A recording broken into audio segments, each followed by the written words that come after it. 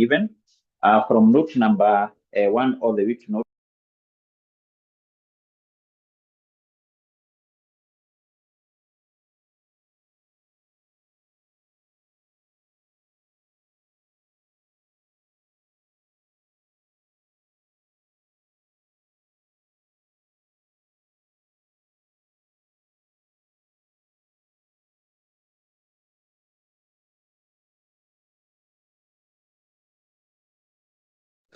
What is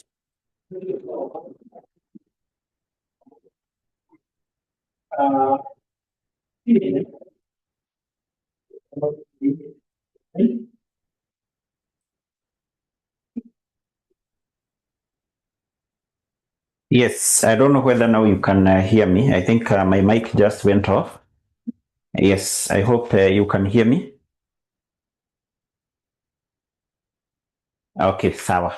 So let's just continue. I don't know what is happening today. We have so many problems. So, but let's just continue. Let's just continue. Yes. So basically, in this case, I've said whatever you given in note number 3 is all about inventory. That's basically what we consider here, inventory. Sasa, because you're told the parent company here sold some goods now to the subsidiary. Now, what do we consider as far as the computation of deferred tax is concerned? Are the goods not yet sold? What we consider here are the unsold goods. Unsold what? Goods. So what we need to do is basically to determine their carrying amount and also to determine their tax base. And here, now the concept of group account will apply. So we are told the goods now which were sold by the parent to the subsidiary, they had a value of 1,500 million. And this company reported a gross profit margin, which is equal to 20%. So what we need to do is to compute the goods not yet sold. We are told in the last sentence, a third of these goods remained unsold. So the goods not yet sold were a third of this one, a third of 1,500 million, a third of 1,500 million. And basically this will give us what? This will give us 500 million. Will that give us 500 million? 500 million? Yes, 500 million. Now, we need to determine the carrying amount here, the amount at which this particular goods will be recorded here, and then the tax base. Now, this one, this 500 million, now remember, this one will be the cost. This one will be the cost to this company, because once this company sells goods at a value of 1,500, to this company is the selling price, to this particular company is what? Is the cost. And I hope you can be able to record what we said yesterday. So the tax base of inventory is always equal to the cost. So this 500, this one will be the tax base. The tax base. Are we together? What about the carrying amount? Now, if you can be able to recall what you used to do in the that topic of group accounts. So once you add the inventory of the parent, you have added the inventory of the parent plus that of the subsidiary, there is something you are deducting here. Who can be able to remind us? What were we deducting here from the inventory in the topic of group accounts? So after adding the inventory of the parent and that of the subsidiary, there is a key consolidation adjustment, which we used to deduct here. Yes, I can see you can be able to remember that. So whatever we deduct there is called the unrealized what? Profit. Now, what we need to do here, we equally need to remember how do we compute this unrealized profit. Now, who can be able to remind us the formula for that? How do we why are we computing the unrealized profit in the topic of group accounts? Unrealized profit in the topic of group account. Unrealized profit, how do we compute that? How do we compute the unrealized profit? How are we computing the unrealized profit? You can't be able to remember that. That is something you must remember. How do we compute the unrealized profit? The unrealized profit, this one, is equal to unsold goods. Unsold goods. Unsold goods. We basically multiply that with the gross profit margin. We multiply that with the gross profit what? Margin. And basically that's what we are going to do here. The unsold goods, this one, 500 million, times the gross profit margin, which is this one, 20%. And that will give us what? That will give us 100 million. That will give us 100 what? Million. So therefore, the tax base will be equal to the unsold goods, because these are the goods which will be included as part of the inventory. These are the goods to be included here as part of the inventory, minus the unrealized profit. Minus the unrealized what? Profit. The unrealized profit is how much? Is 100 million. So that basically how we compute the carrying amount here. Sasa, yes, 500 minus 100, and basically that will give us what? 400 million. So that basically how we compute the carrying amount. So we get the difference, which basically will be a negative 100, and this is deductible temporary difference. So we are done with that. Let's move to the last one. Were carried in the consolidated statement of financial position at 480 million. This is actually similar to the other question we did yesterday. And then you're told this was after allowance for doubtful debt of 60 and an realized exchange gain of 80. So I think we don't need even to go to the other statement, because this question is just similar. That point is similar to what we did yesterday.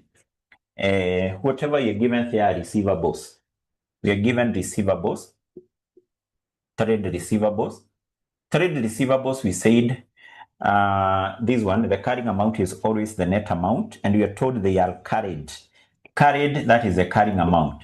But we are told this amount here is after making various adjustments. There is allowance which is deducted of 60. This one has been deducted. And unrealized exchange gain of 80, which we said has been added. So we said to determine the tax base, this one is always equal to the to what? To the gross amount, the original amount of receivables. So the original amount of receivables would be equal, because this one is net after making adjustments. So the original amount, we will take this one, we add 60, which has been deducted, and then we less 80, which has been added. Sasa? Yes. So this has been deducted, and arriving at this, we add it back. This one has been added. We do what? We less it. We will be able to get the original value, the gross amount of receivables. How much is that? Is it how much is it? 460? 460 million? Yes, 460. So then we get the difference. So this minus this, and basically that would give us positive 20, which is a taxable temporary difference. I think we are done, because in note number 5, we are given the balance in the deferred tax at the start. And then finally, number 6, we have what? We have the tax rate. So meaning that in our case, we are done. So basically what we need to do is, what we need to do here is basically we get the net amount. Let's get the net amount here. Let's get the net amount. Let's get the net amount. Let's get the net amount.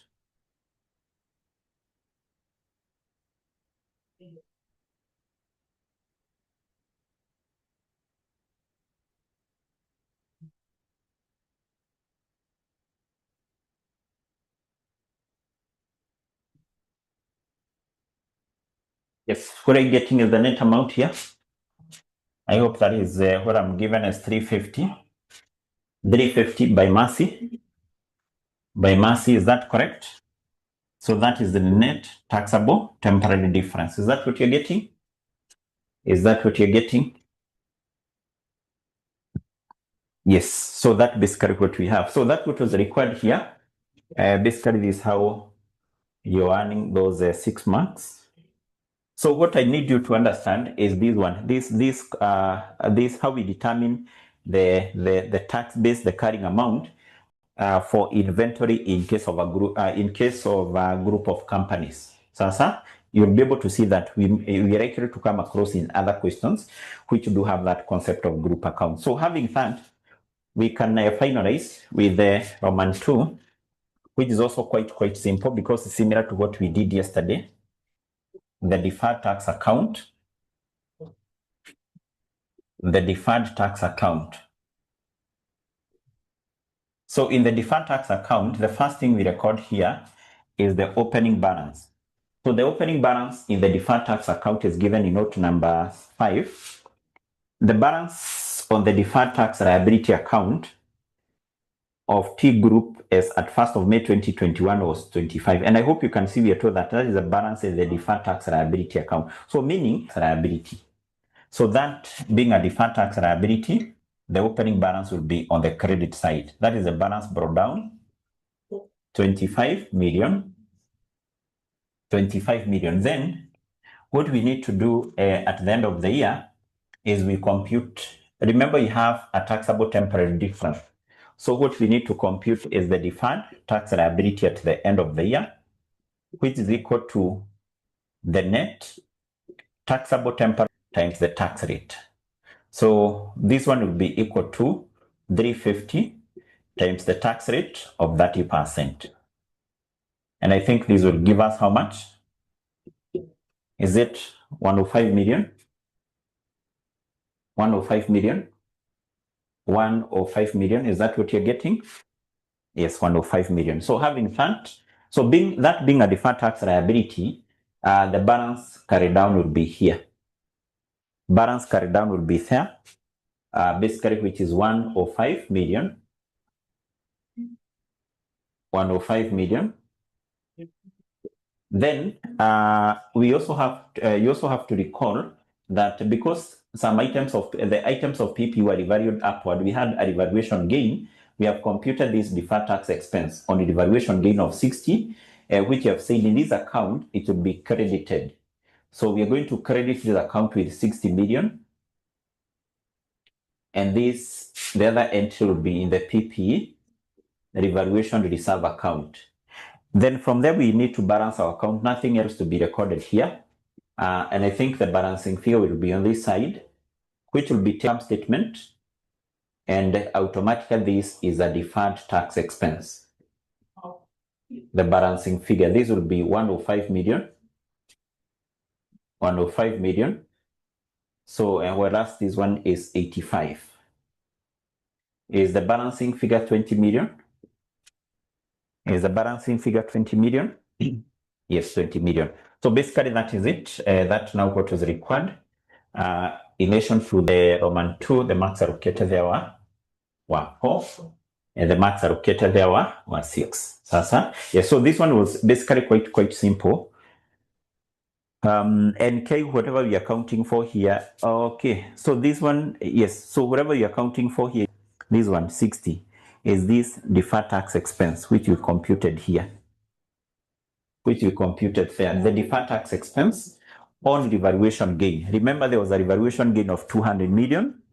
We get 30% of that.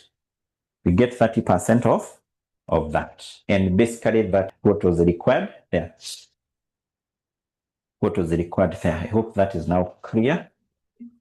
I hope that is clear. I hope that is clear.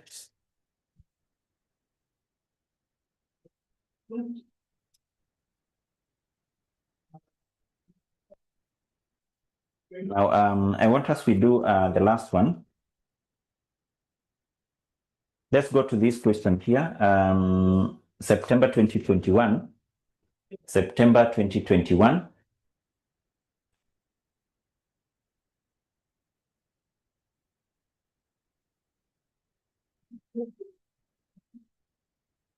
September 2021. You go to question number 3.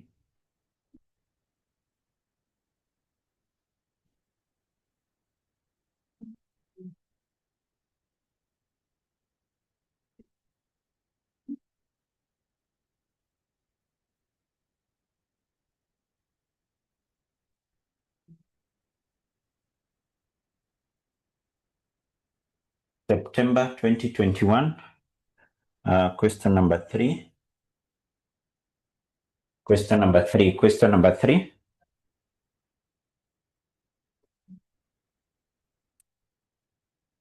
Question number 3. Are you there? Are you there?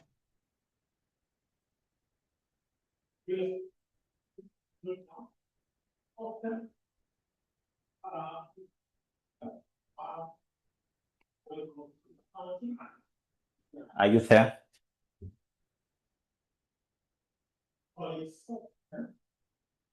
Are you there?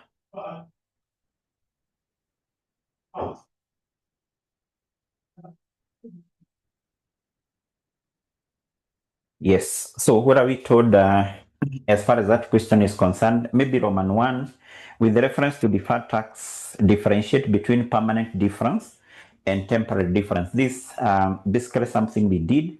Temporary difference, we said, is the carrying amount of the tax base and the carrying amount of items of asset and liabilities. And actually differentiating, you just explain what is temporary difference, what is permanent difference. Sasa, yes. Temporary difference is the difference between carrying amount and tax base of asset and what? Liabilities. A permanent difference is the difference between accounting profit or profit, which arises as a result of taking into account some items of incomes and expenses only in the computation of accounting profit. Only in the computation of accounting profit. And then you're told Roman 2, let's go to Roman 2, that is what I want us to do. We are told Huruma Limited, a public limited company, has a portfolio of investment, a mixture of investment, including various subsidiaries, and also undertake various projects varying from debt factoring to investing in property and commodities.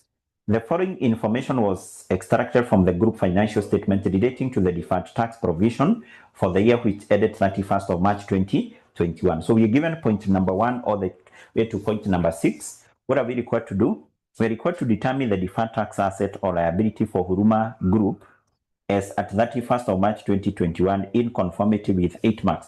Automatically, for us to be able to compute that deferred tax asset or liability, we must compute the temporary difference for each of the item, because if you check on what you're given in note 1, I think up to note number 5, we have various items of asset or liabilities. We must compute the temporary difference, then we get the net taxable or deductible temporary difference, and that is what you're going to use in computing the deferred tax asset or the deferred tax what? Liability at the end of what? Of the year. So therefore, we need to compute the relevant temporary differences, and then we compute what is required. And basically what was required here is the deferred tax assets, or basically what? Or liability at the end of the year which ended 31st of March 2021. 31st of March 2021. And basically in this case, I'm saying for us to be able to compute this, we need to have the net amount of temporary difference. So we will have the various items of asset or liabilities which are given in our question. We have the carrying amount, and also the figures are given in million of shillings there. The figures are in million of shillings. We have the tax base. We have the temporary difference. The temporary difference. So let's go through those points. We go through those particular points. We start with point number 1. Let's go to point number 1. So, and also remember this is a question for a group of companies. We are told Huruma Limited, which is basically the parent company, acquired a controlling interest in a subsidiary, Shukari Limited, on 1st of July 2022. The fair value of assets and liabilities acquired were considered to be equal to their carrying amount, with an exception of a freehold property with a fair value. Fair value is the revalued amount, fair value of 256 million, and a tax base of 248. And then you're told the directors of Huruma Limited have no intention of selling the property. Have no intention of selling what? The property. If they have no intention of selling the property, it basically means that this is an item of PP. Should be treated as an item of PP, because if, for example, the company now intend to sell this asset, this now qualifies to be an asset held for sale. I hope you can be able to recall something you did in relation to that in FR, the tax base being 248. So what is the difference? This minus this. Is it 8 million? Is that 8 million? Is that 8 million? 8 million? 8 million? Yes, it is 8 million. So let's move to then the other point. Let's move to the other point, there. And we are told point number 2, during the year, which ended 31st of March 2021, Turuma Limited sold goods at a price of 48 million to another subsidiary, just like what you have come across in the other question. 𝐉𝐎𝐂𝐔𝐒 Limited, and made a profit of 16 million. On the transaction, 40% of these goods were held in the inventories of 𝐉𝐴𝐂𝐒 Limited as at 31st of March 2021. So what are we considering in relation to that? We are considering the inventory, the goods which were not yet sold at the end of the year. But if you check on the information which are given here, it is totally different from the other question. So we are told the parent company here sold goods now to the subsidiary at a price of 48 million. This is not what we consider here. We consider the goods not yet sold. Sasa? Yes. And then you're told to another subsidiary, 𝐉𝐴𝐂𝐒, and made a profit of 16 million. So here the profit which was made was 16 million. So automatically, this particular profit will only be realized if all these goods will have been sold. If some of the goods will not have been sold, then the unrealized profit will be equivalent to the proportion of the goods not yet sold. For example, if we are told this company will not have sold half of these goods, it means that the unrealized profit will be equal to half of that, or will be half of this. Sasa? Yes, because if this company made a profit of 16, this profit can only be realized if all the goods will have been sold to third parties. I hope we can remember this concept of group accounts. Sasa? Yes, if some of the goods will not have been sold, part of this profit will not be realized.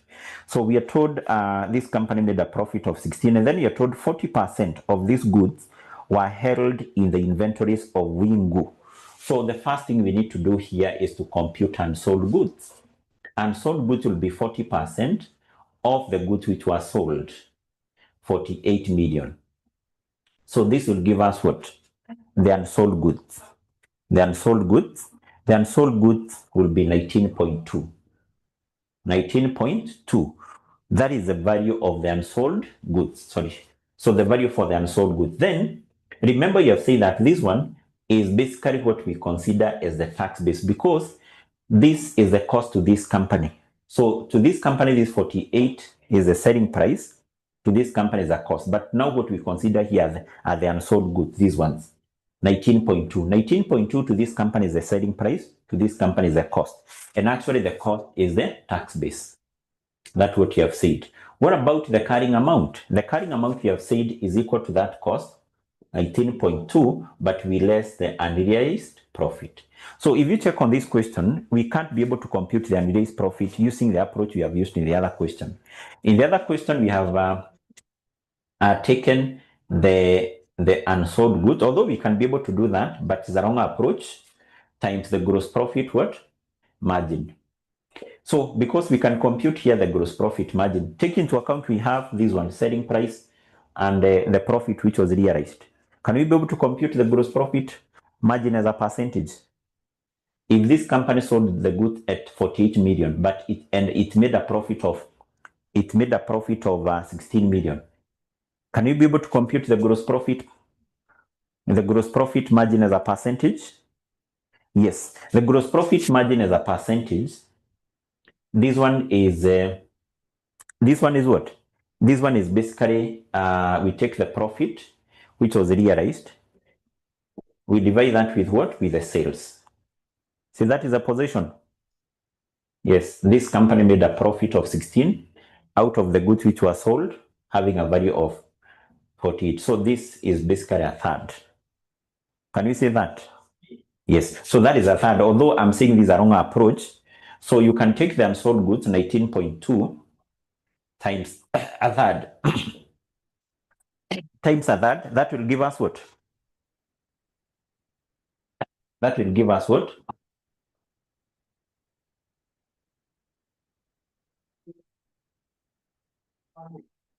What will this give us?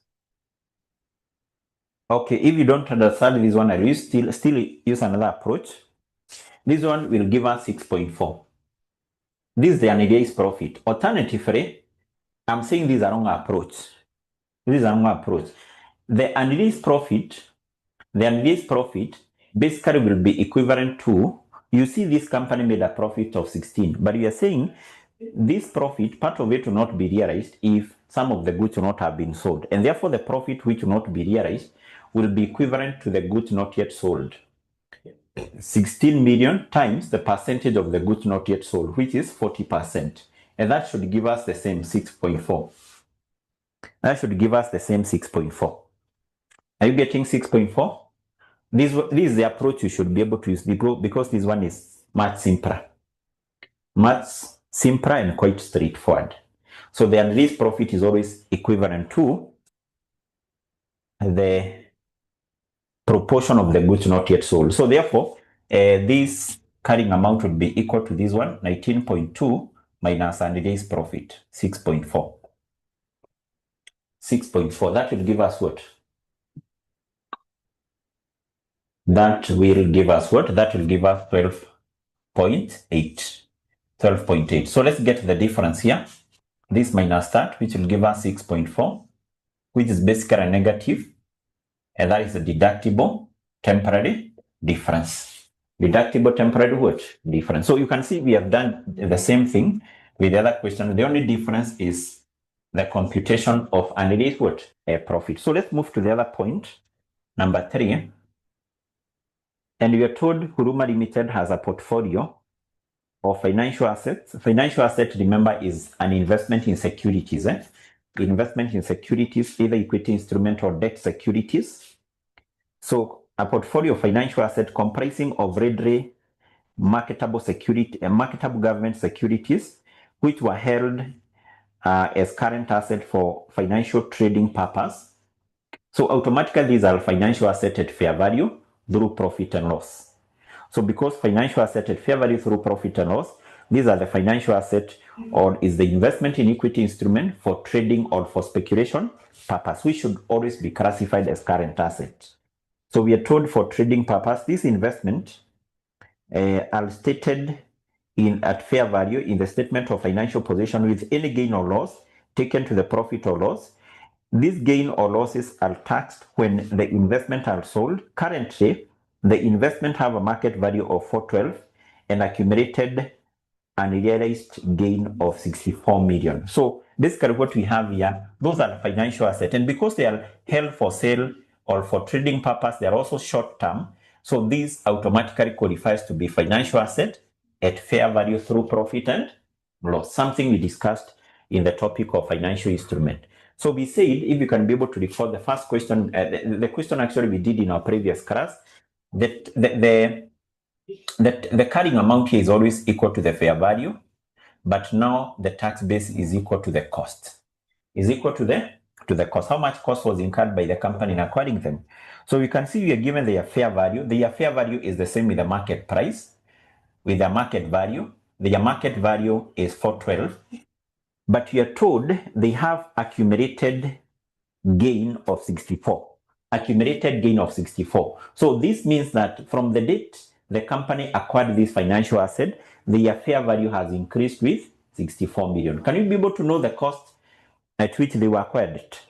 How much cost was paid by the company in acquiring this particular financial asset? Simply because their market price has increased with the 64. Yes, we less this amount here to get the cost incurred. To get the cost incurred by what? By the company. Because this is their current market value and their value has increased with 64. To get the cost, we take this minus that. We get the cost. Sasa? Yes. So that will give us what? 412 minus 64. Yes, that will give us 348. And that is the cost which was incurred by the company. So what is the difference? The difference basically is 64, which is a positive, and that is the taxable temporary difference. Taxable temporary difference. Taxable temporary difference.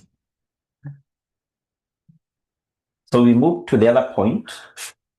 We move to the other point, number 4. We are told Huruma Limited assets. Huruma Limited loan asset. Loan asset is basically what? What do we refer to as a loan asset? Loan asset is where a company gives loans. If, for example, you are a company, you are giving loans, so the loans you are giving, you expect to be repaid back. So to you is an asset. We refer to that as a loan asset. As a loan what? Asset. So we are told This company has own asset, or the Huruma Limited own asset has a carrying amount of 168 million after allowance for credit losses of 32 million based on 12 months expected credit loss. Tax relief is only available when specific loan is written off. So here what we have, number 4, is loan assets. Loan assets, this one is an asset. These are loans given by the company, and we are given their carrying amount, which is basically how much? The carrying amount is 168 million, but we are told in arriving at this figure here, the company has made allowance for credit losses. For credit losses. Remember, in our previous class, I was able to explain what are credit losses. Nowadays, we don't talk of bad debt written off. But basically, once you have given a loan and some of your customers fails to repay back that loan, we say that you have suffered a credit loss. You have suffered a credit loss. Currently, we don't refer to that as bad debt written off. So whenever you're preparing financial statement at the end of the year, maybe based on the past experience, you may expect that some of these amounts will not be paid and you make allowance. But basically, the allowance which you make is a general one. These are a general what? These are general allowance for credit losses. Basically, we know that general allowance for credit losses, is it allowable expense? For example, in tax, is it allowable expense? A general provision, a general allowance? Automatically no. So that one is not allowable. But basically, in our case, we are told, we are given that information in the last sentence. We are told tax relief is only available when specific loan is written off. So this one is a general provision. So being a general provision, this one is not allowable. It's not what? Allowable. So therefore, how do we get the tax base? To get the tax base, we will take 168, we add back the allowance which has already been deducted. The allowance which has been deducted is what? Is 32. Is 32. And that will give us what? That will give us 200. So we take this minus this, which will give us negative 32, and that is deductible temporary difference. Deductible temporary difference. So we are done with that. So let's move to the other point, basically, I think should be the last one. So number 5, we are told Huruma Limited has relieved trading losses and relieved trading losses of 200 million as at 31st of March 2021. So these unused tax losses arose from a one-off restructuring exercise carried out during the financial year, and it is highly expected that the taxable profit will be available in the future. Now, in that case, we have something called the unrelieved tax losses. Unrelieved tax what? Losses. Unrelieved tax losses. Now, when we talk about the unrelieved tax losses, these are basically the losses which were incurred, for example, in a certain financial year. Now, what happens if, for example, the company incur loss? Let's assume that in the year 2024, the company reported a loss. Reported a loss. Now, in this year, for tax purpose, how do we deal with this particular loss, which was reported in a certain financial year?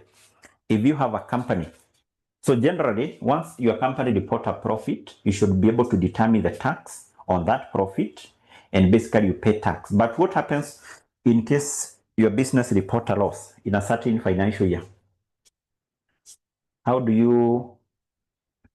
we deal with this particular loss reported in a certain financial year? Who can tell us? For taxation purpose, how do you deal with that loss? And how do you deal with this loss in case your company has reported a loss in a certain financial year? How do you deal with this particular loss? Nagras, how do you deal with this loss? Daniel, Patrice, Phoebe, how do you deal with this particular loss?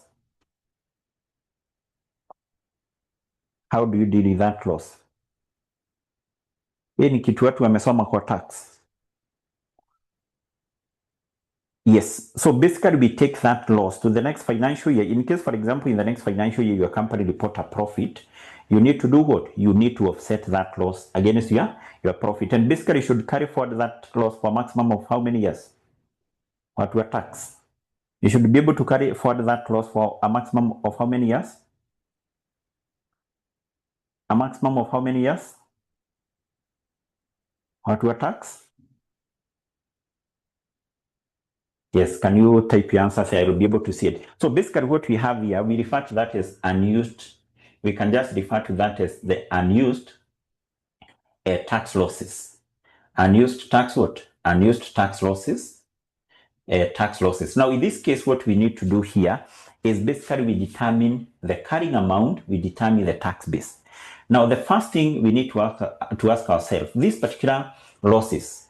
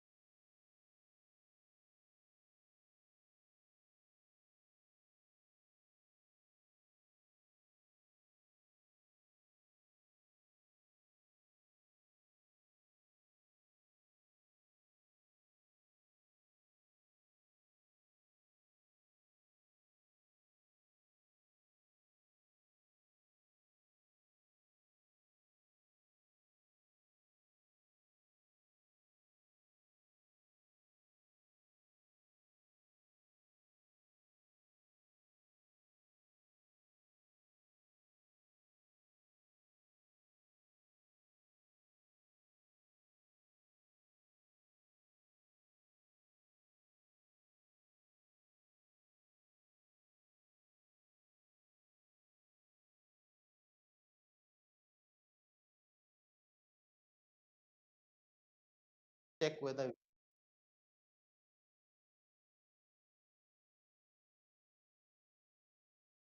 remember in what? An investment in debt instrument. Yes. So I want us to have a discussion on this financial liabilities before we take a short break, and then we come back to do a question. So if you're done basically with what we have out there, I think we can move and discuss on this. Yes. So financial liability. What is a financial liability? A financial liability, basically, we can say that this is a contractual obligation. This is a contractual obligation to do what? To pay cash. This is a contractual obligation to do what? To pay cash. So here, an entity or basically a company has entered into a contract, and in that contract, the company has an obligation to pay what? To pay cash. Now, generally, financial liabilities, these are the debt instruments which have been issued by the company. So these are the debt instruments issued by who? By the company. The debt instrument, e.g. debentures, e.g. bonds, which have been issued by who? Issued by a company. Issued by who? By a company. So therefore, if you come across a question and you're told company X here, for example, issued debentures, the company X issued bonds. So to this company, this is a financial what? Liability. And therefore, you need to differentiate between financial assets and financial liability. So financial asset is whereby a company will have invested or a company will purchase debentures or what? Both. So if you invest, you purchase both or debentures, to you is an asset. But if a company issue debentures or if a company issue both, to the company is a financial liability. To that company is a financial what? Liability. Because once a company issue both, once a company issue debentures, the company has an obligation to pay cash. Now, which cash will our company be required to pay here? Assuming our company issued both or basically debentures having a life of 3 years. It basically means that this company, over the next 3 years, at the end of each year, our company has to pay interest.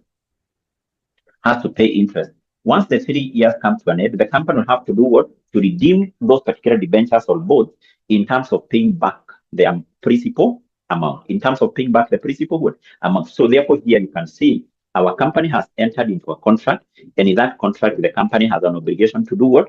To pay cash.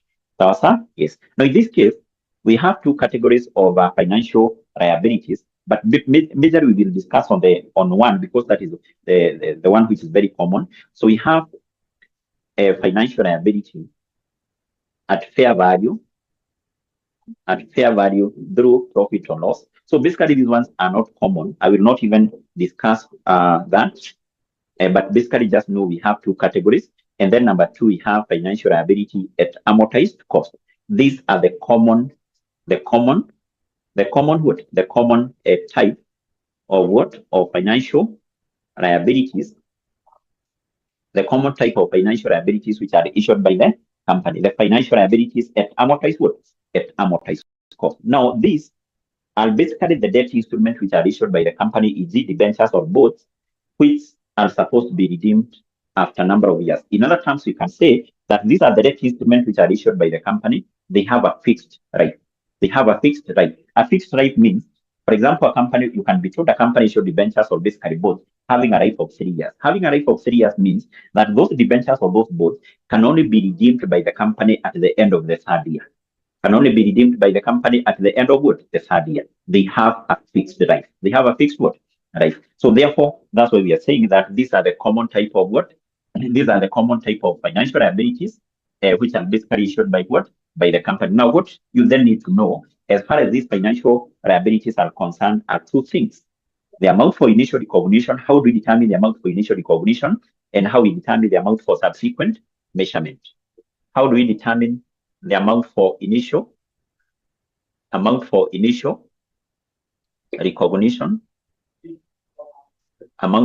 recognition, and basically the amount for subsequent measurement. So when we talk about the amount for subsequent measurement, we are referring to the amount at which these financial liabilities the amount at which these financial liabilities will be recorded in the company's statement of financial position at the end of each year.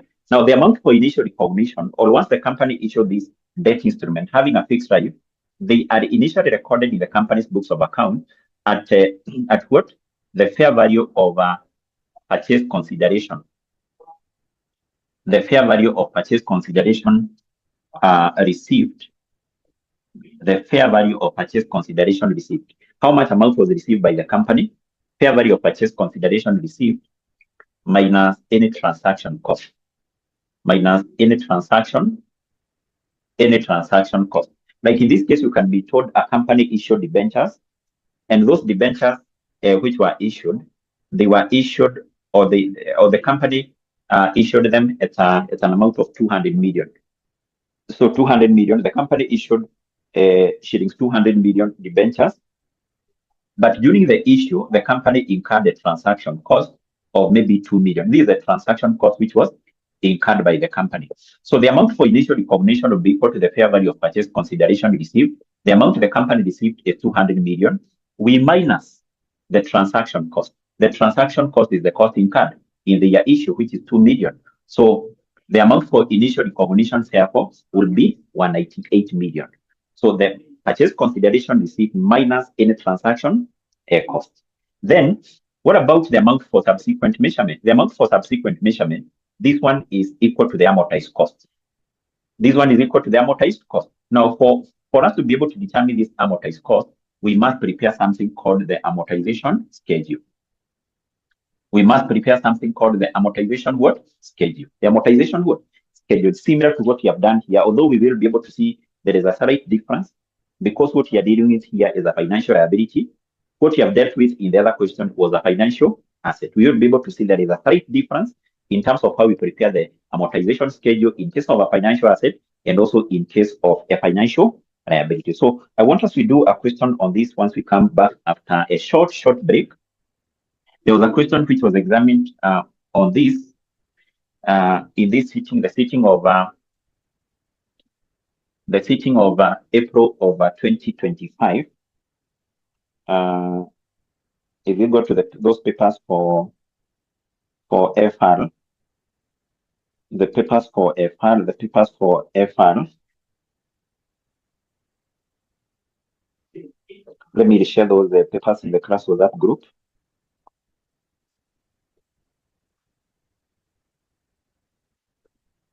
So we have this question here, April of 2025. And this was specifically question number 4. 4B. Question 4B. So this is from your papers for FRA. So I want us to take a short break of how many minutes? We can just take a short break of just 5 minutes. 5 minutes. We come back. Make sure you have that question with you. The question for April 2025. April 2025 question 4B. So let's come back after the short break of 5 minutes and then we look on that question. Yes, so I want us to proceed. Let's proceed. Let's continue so that we wind up with this particular question here. A small one, but you'll also be able to see that it involves some workings here. So what have we told? I hope you have that question with you. Abdin Asil, do you have that question with you? Jeffa, Stephen, do you have that question with you? Do you have that question with you? Ridian, are you there? Okay. So what have we told here? A small question, question number 4B. It reads, on 1st January 2021, Trades Limited issued shillings 20 million. 8% raw notes at a discount of 5%. The issue cost amounted to shillings 1 million. Then in paragraph 2, you're told the raw notes were redeemable on the 31st of December 2024 at a premium of 1,130,000. The effective interest rate will be, or therefore, is 12.5%. So we are told with suitable calculations illustrate the accounting treatment of the above transaction from 1st January 2021 to 31st of December 2024 in the financial statement of Trade Limited in accordance with IFRS 9 financial instrument, recognition, and measurement, round your answers to the nearest 1,000, to the nearest one what? 1,000. So we are told this company, first of all, which is called Trades Limited, issued shillings 20 million, 8% raw notes. So we have said if a company issued debt instrument, raw notes and debt instrument, basically this is a financial liability. And actually you have said that because they have a fixed rate, because you can see that these raw notes will be redeemed on 31st of December 2024. So these are debt instruments issued by the company. They have a fixed rate. So basically, what that means is that these are financial liabilities at amortized cost. So we can say these raw notes. This is basically for your revision is not required by the examiner. Here we can say these raw notes issued by who? Issued by Trades Limited is what? Is a financial liability at what? At amortized cost. Is a financial liability at amortized cost. Now, having known that, we need to proceed and basically we determine amount for initial recognition. Amount for initial what? For initial recognition. Remember, in this case, were issued on which date? They were issued on 1st January 2021. 1st January 2021. 1st January 2021.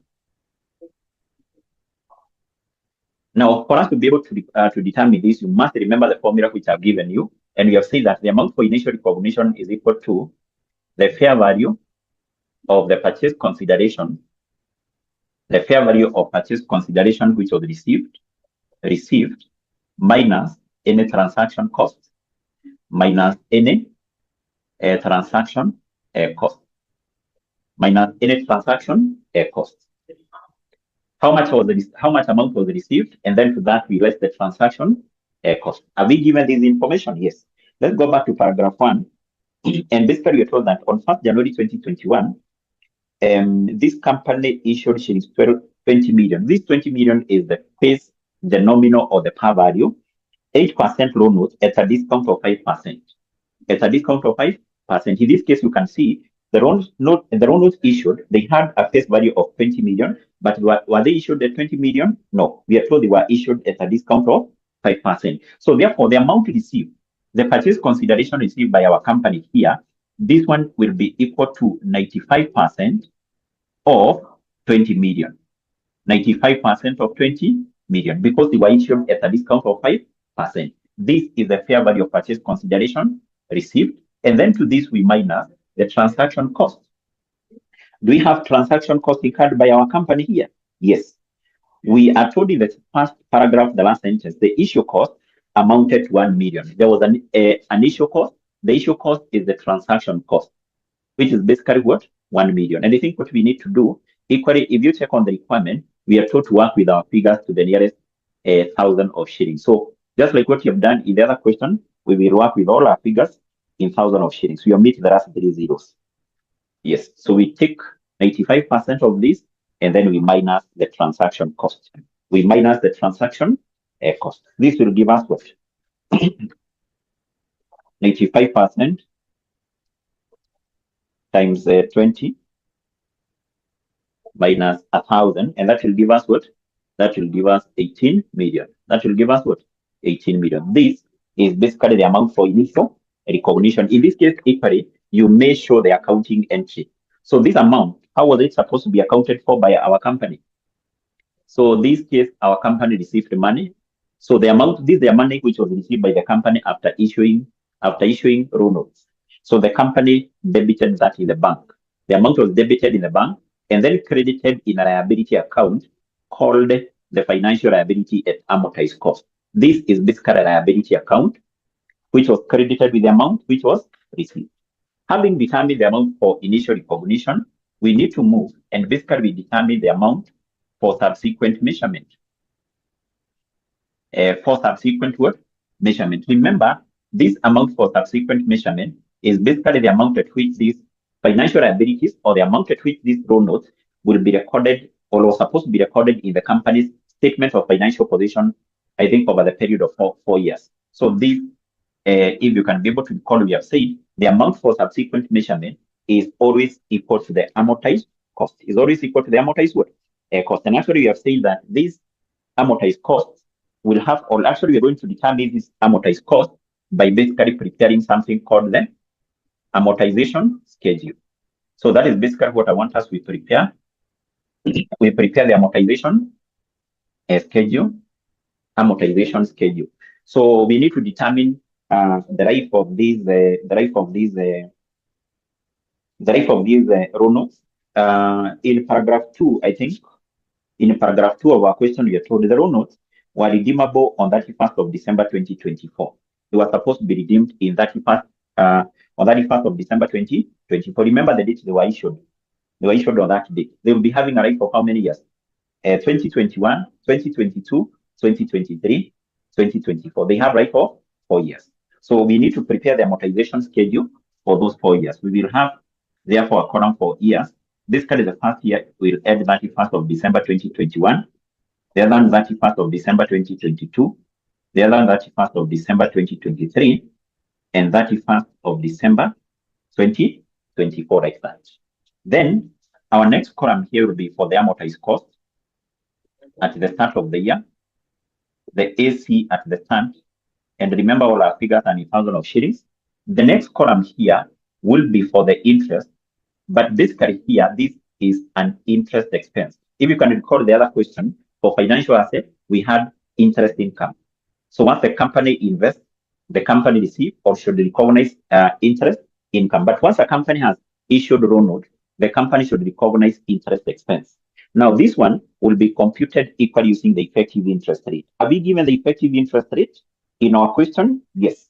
In the last paragraph, we are given the effective interest rate. In the last paragraph, the last sentence, which is basically 12.5%. Then we have the next column here.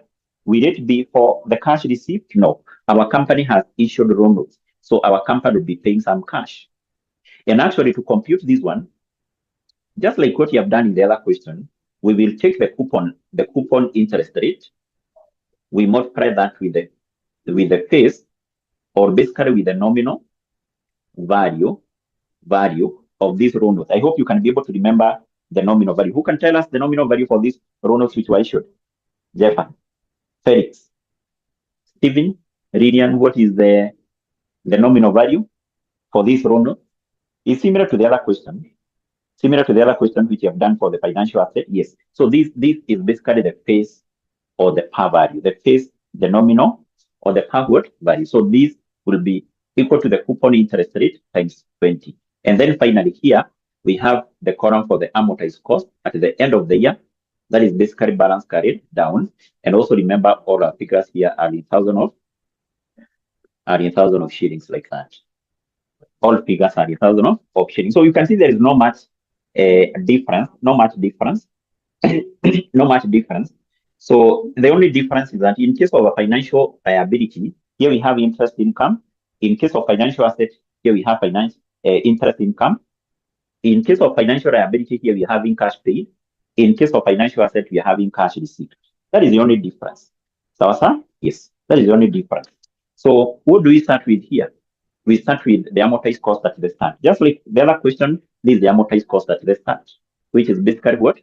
18,000. So then we compute interest, which will be 12.5% of that. So let's get that one. 12.5% over 18. And that will give us what? That will give us 2250. The cash to be received, I've said we take the coupon interest rate. The coupon interest rate is what we have in paragraph 1. Coupon interest rate in paragraph 1 is given as what? Is given as 8%. So this one will be 8% of the face value. The face value is this one, 20. And basically this will give us what? That will give us what? That will give us what? Yes, that will give us 1600. So this is 1600.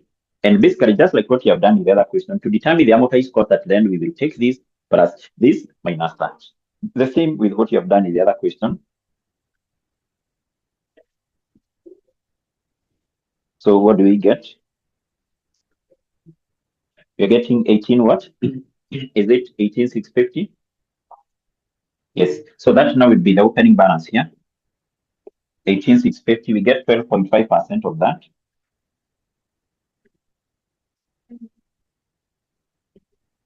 So you're getting what? Yes, to the nearest whole number 23. 31. This remain the same.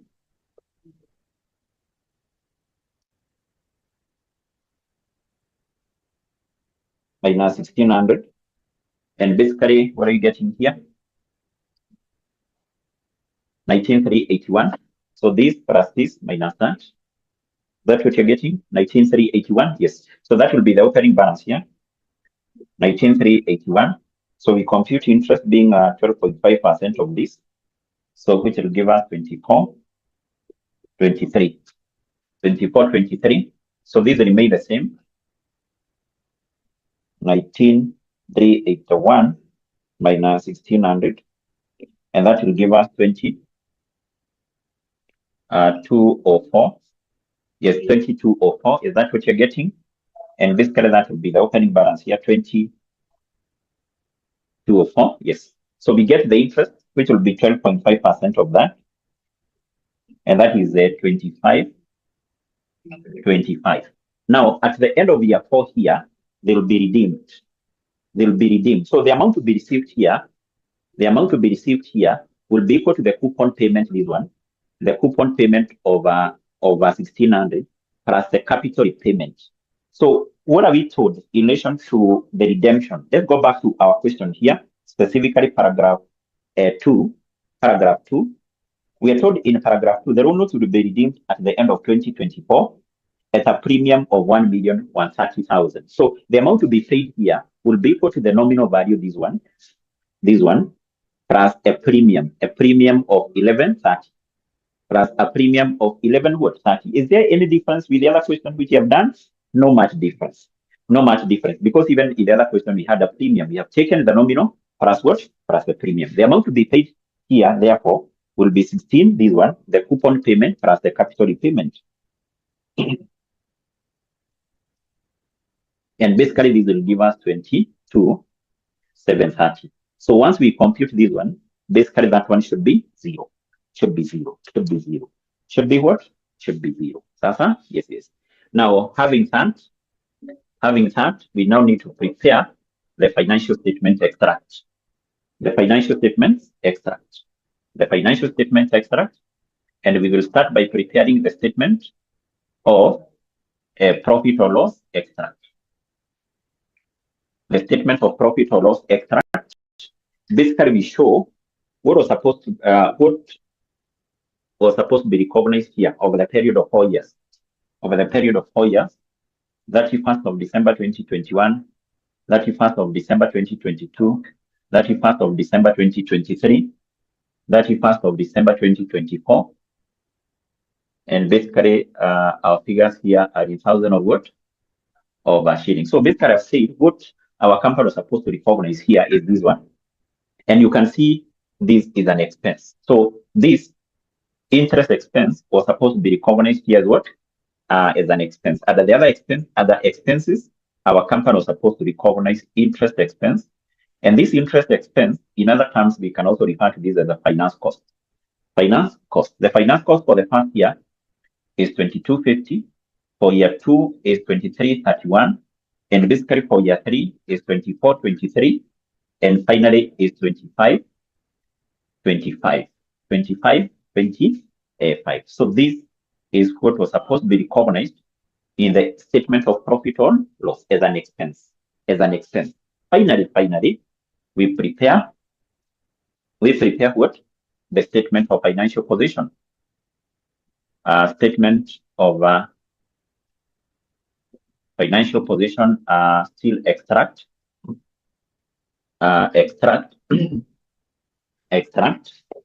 Statement of financial position extract. And remember, we have said that these loan notes which were issued by our company, these are liability. This is what?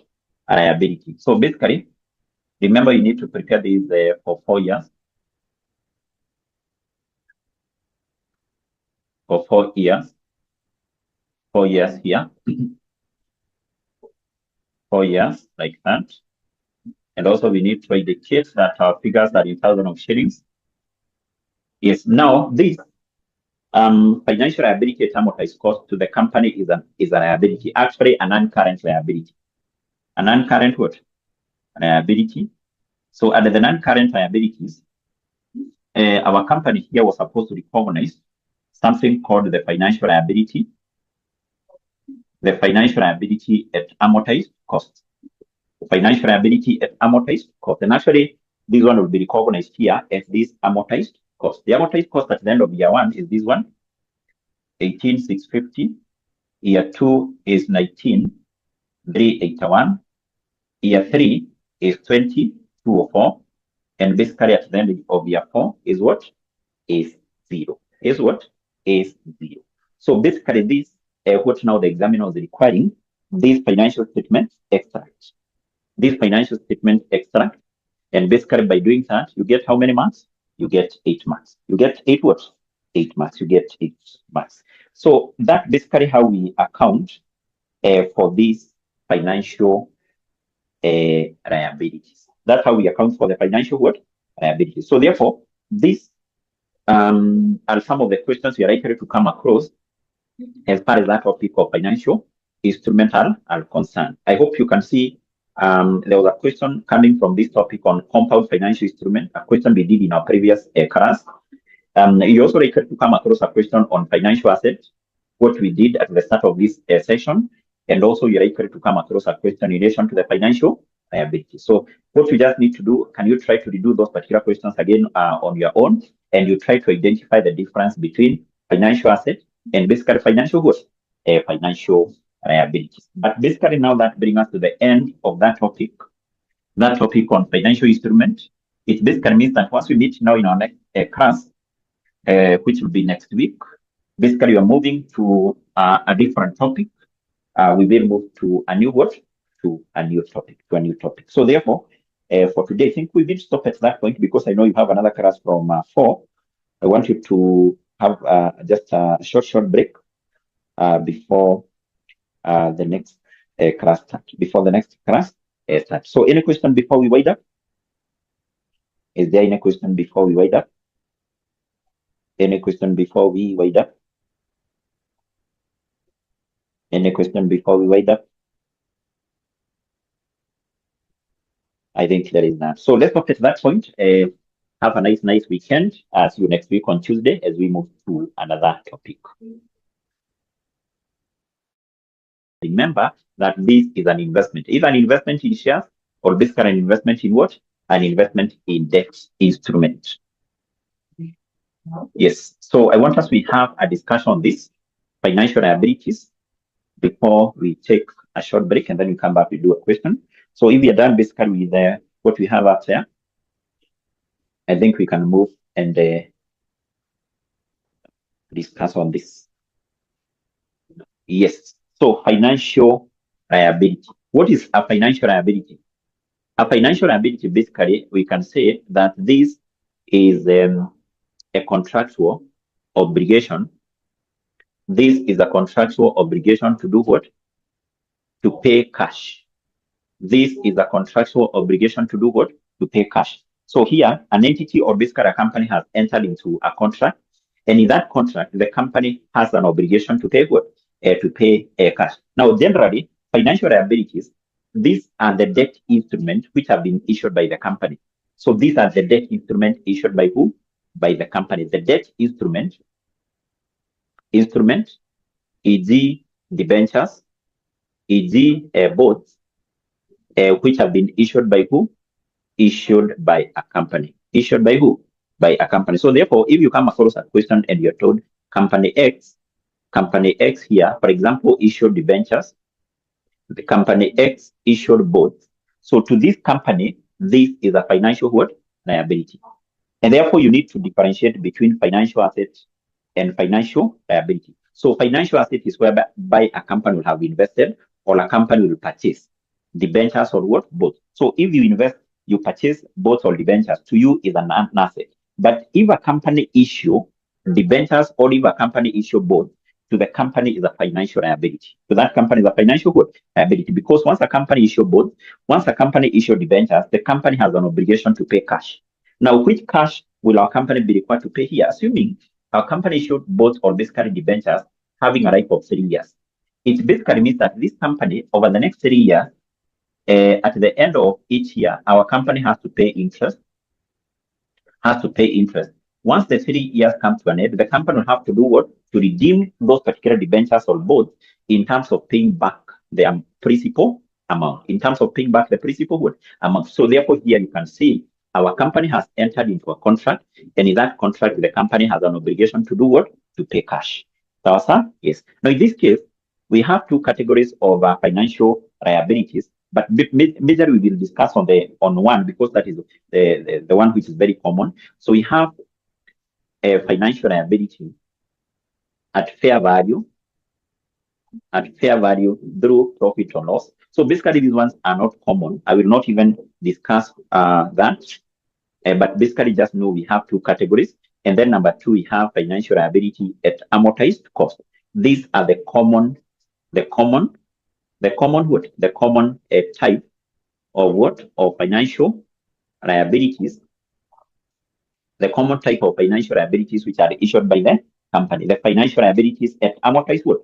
At amortized cost. Now, these are basically the debt instruments which are issued by the company, e.g. debentures or bonds, which are supposed to be redeemed after a number of years. In other terms, you can say that these are the debt instruments which are issued by the company. They have a fixed rate.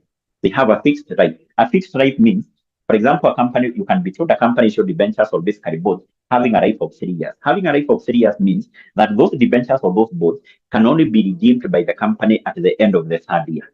Can only be redeemed by the company at the end of what? The 3rd year. They have a fixed life. They have a fixed what? Life. So therefore, that's why we are saying that these are the common type of what? These are the common type of financial liabilities, which are basically issued by what? By the company. Now, what you then need to know, as far as these financial liabilities are concerned, are two things. The amount for initial recognition, how do we determine the amount for initial recognition, and how we determine the amount for subsequent measurement. How do we determine the amount for initial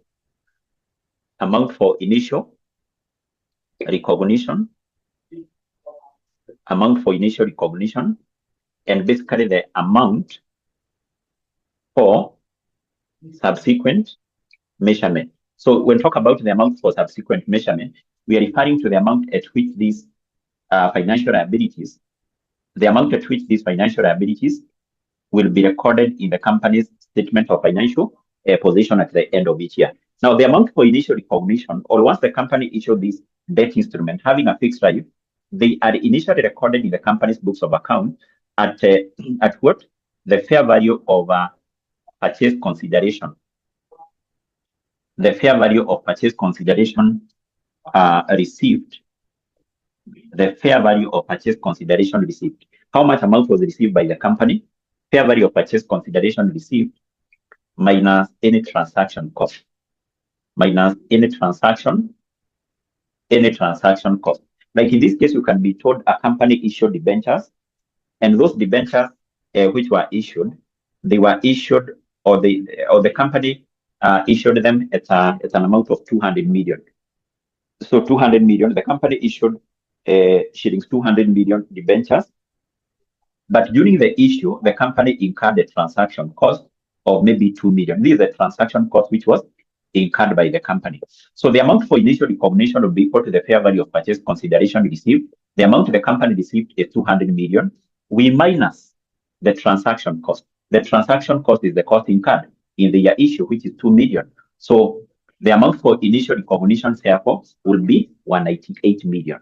So the purchase consideration received minus any transaction cost. Then, what about the amount for subsequent measurement? The amount for subsequent measurement, this one is equal to the amortized cost. This one is equal to the amortized cost. Now, for us to be able to determine this amortized cost, we must prepare something called the amortization schedule.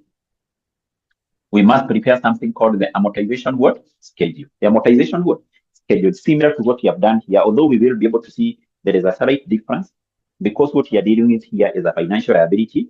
What we have dealt with in the other question was a financial asset. We will be able to see there is a slight difference in terms of how we prepare the amortization schedule in case of a financial asset and also in case of a financial liability. So I want us to do a question on this once we come back after a short break. There was a question which was examined on this in this sitting, the sitting of April of 2025. If you go to those papers for FR, the papers for FR, let me share those papers in the class WhatsApp group.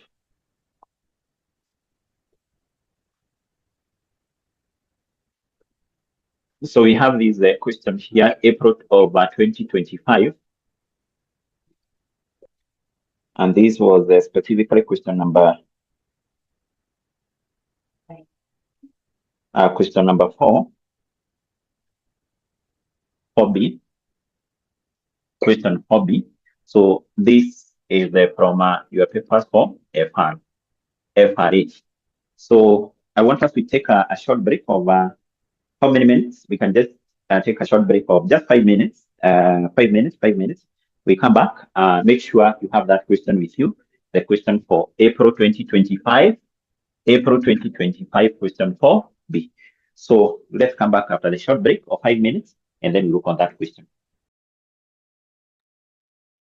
Yes, so I want us to proceed. Let's proceed. Let's continue so that we wind up with this particular question here. A small one, but you'll also be able to see that it involves some workings here. So what have we told? I hope you have that question with you. Abdina Seal, do you have that question with you? Jeffa, Stephen, do you have that question with you? Do you have that question with you? Ridian, are you there? Okay. So what have we told here? A small question, question number 4B. It reads, on 1st January 2021, Trades Limited issued shillings 20 million.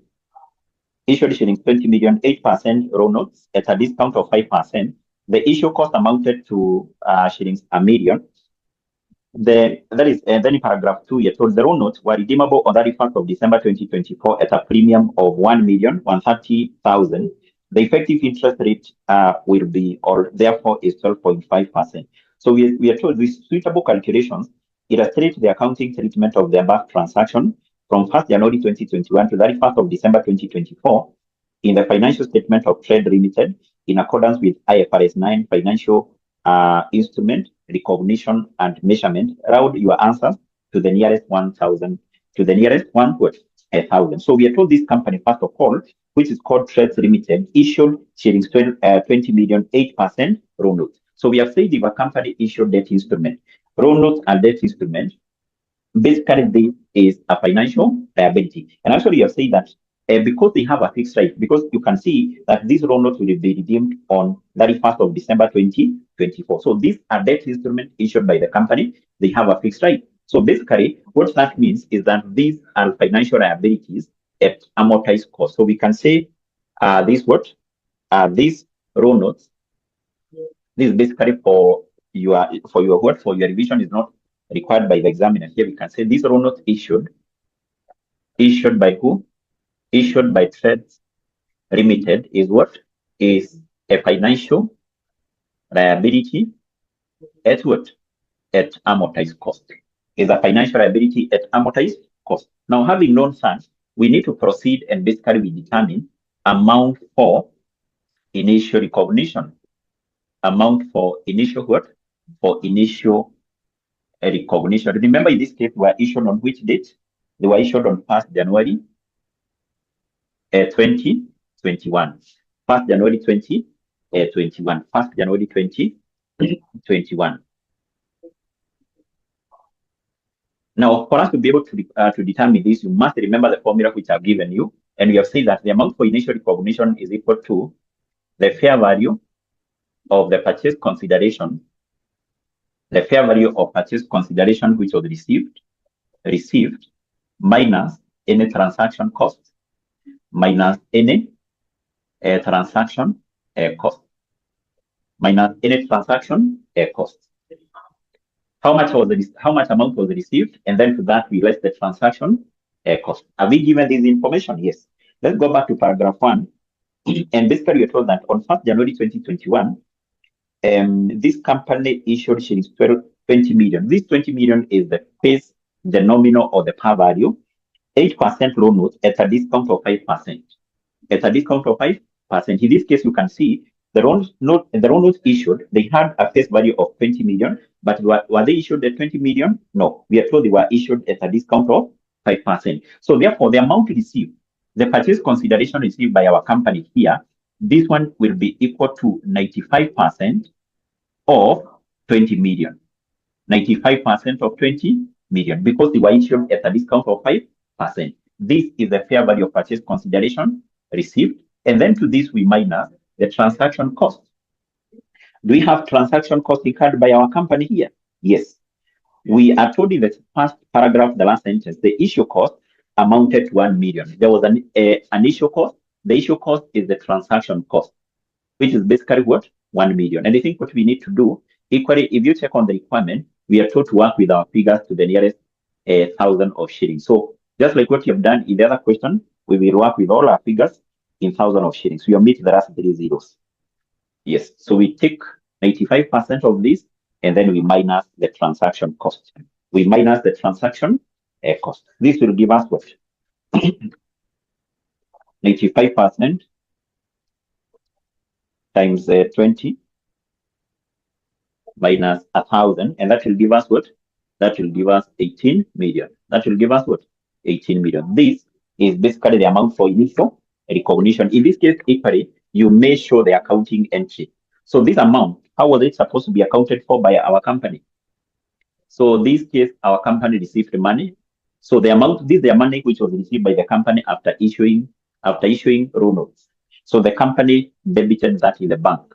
The amount was debited in the bank and then credited in a liability account called the financial liability at amortized cost. This is basically a liability account which was credited with the amount which was received. Having determined the amount for initial recognition, we need to move and basically we determine the amount for subsequent measurement. For subsequent what? Measurement. Remember, this amount for subsequent measurement is basically the amount at which these financial liabilities or the amount at which these loan notes will be recorded or was supposed to be recorded in the company's statement of financial position, I think over the period of 4 years. So this, if you can be able to recall, we have said the amount for subsequent measurement is always equal to the amortized cost. Is always equal to the amortized what? Cost. And actually, we have said that these amortized costs will have, or actually, we're going to determine this amortized cost by basically preparing something called the amortization schedule. So that is basically what I want us to prepare. We prepare the amortization schedule. Amortization schedule. So we need to determine the life of these loan notes. In paragraph 2, I think, in paragraph 2 of our question, we are told the loan notes were redeemable on 31st of December 2024. They were supposed to be redeemed in on 31st of December 2024. Remember the date they were issued. They were issued on that date. They will be having a life of how many years? 2021, 2022, 2023, 2024. They have life of 4 years. So we need to prepare the amortization schedule for those 4 years. We will have, therefore, a column for years. Basically, the first year will end 31st of December 2021. The other 31st of December 2022. The other 31st of December 2023. And 31st of December 2024, like that. Then our next column here will be for the amortized cost at the start of the year, the AC at the start, and remember all our figures are in 1,000 of shillings. The next column here will be for the interest, but basically here, this is an interest expense. If you can recall the other question, for financial asset, we had interest income. So once the company invests, the company receives or should recognize interest income. But once a company has issued a loan note, the company should recognize interest expense.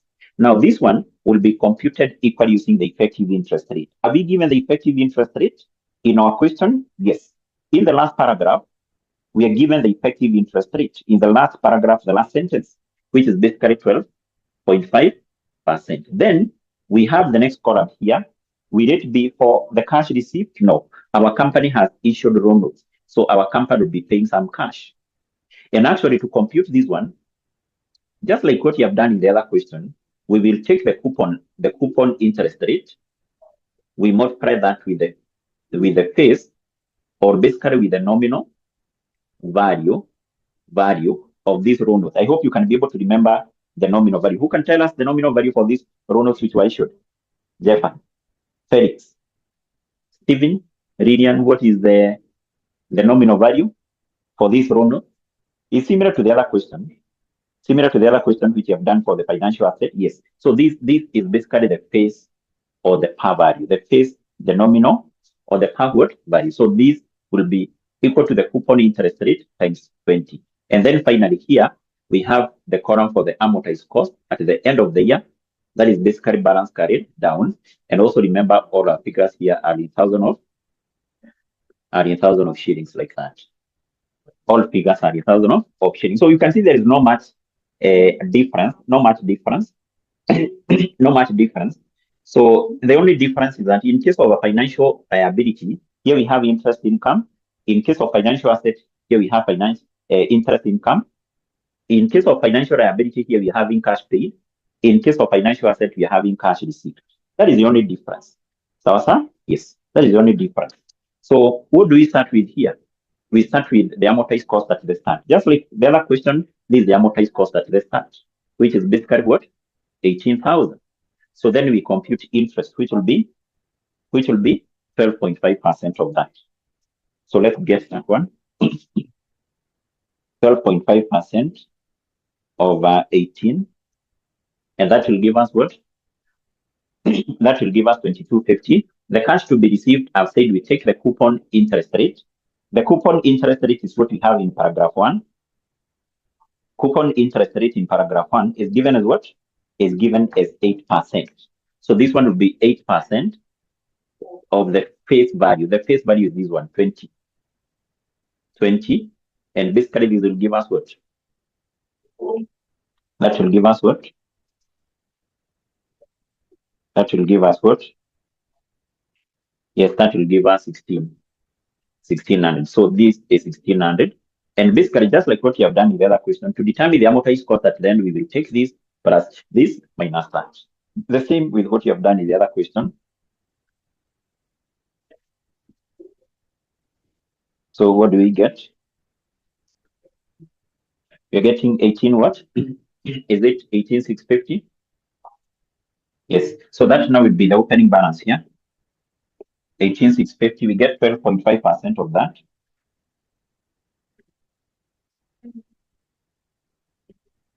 So you're getting what? Yes, to the nearest whole number, 23. 31. This remains the same.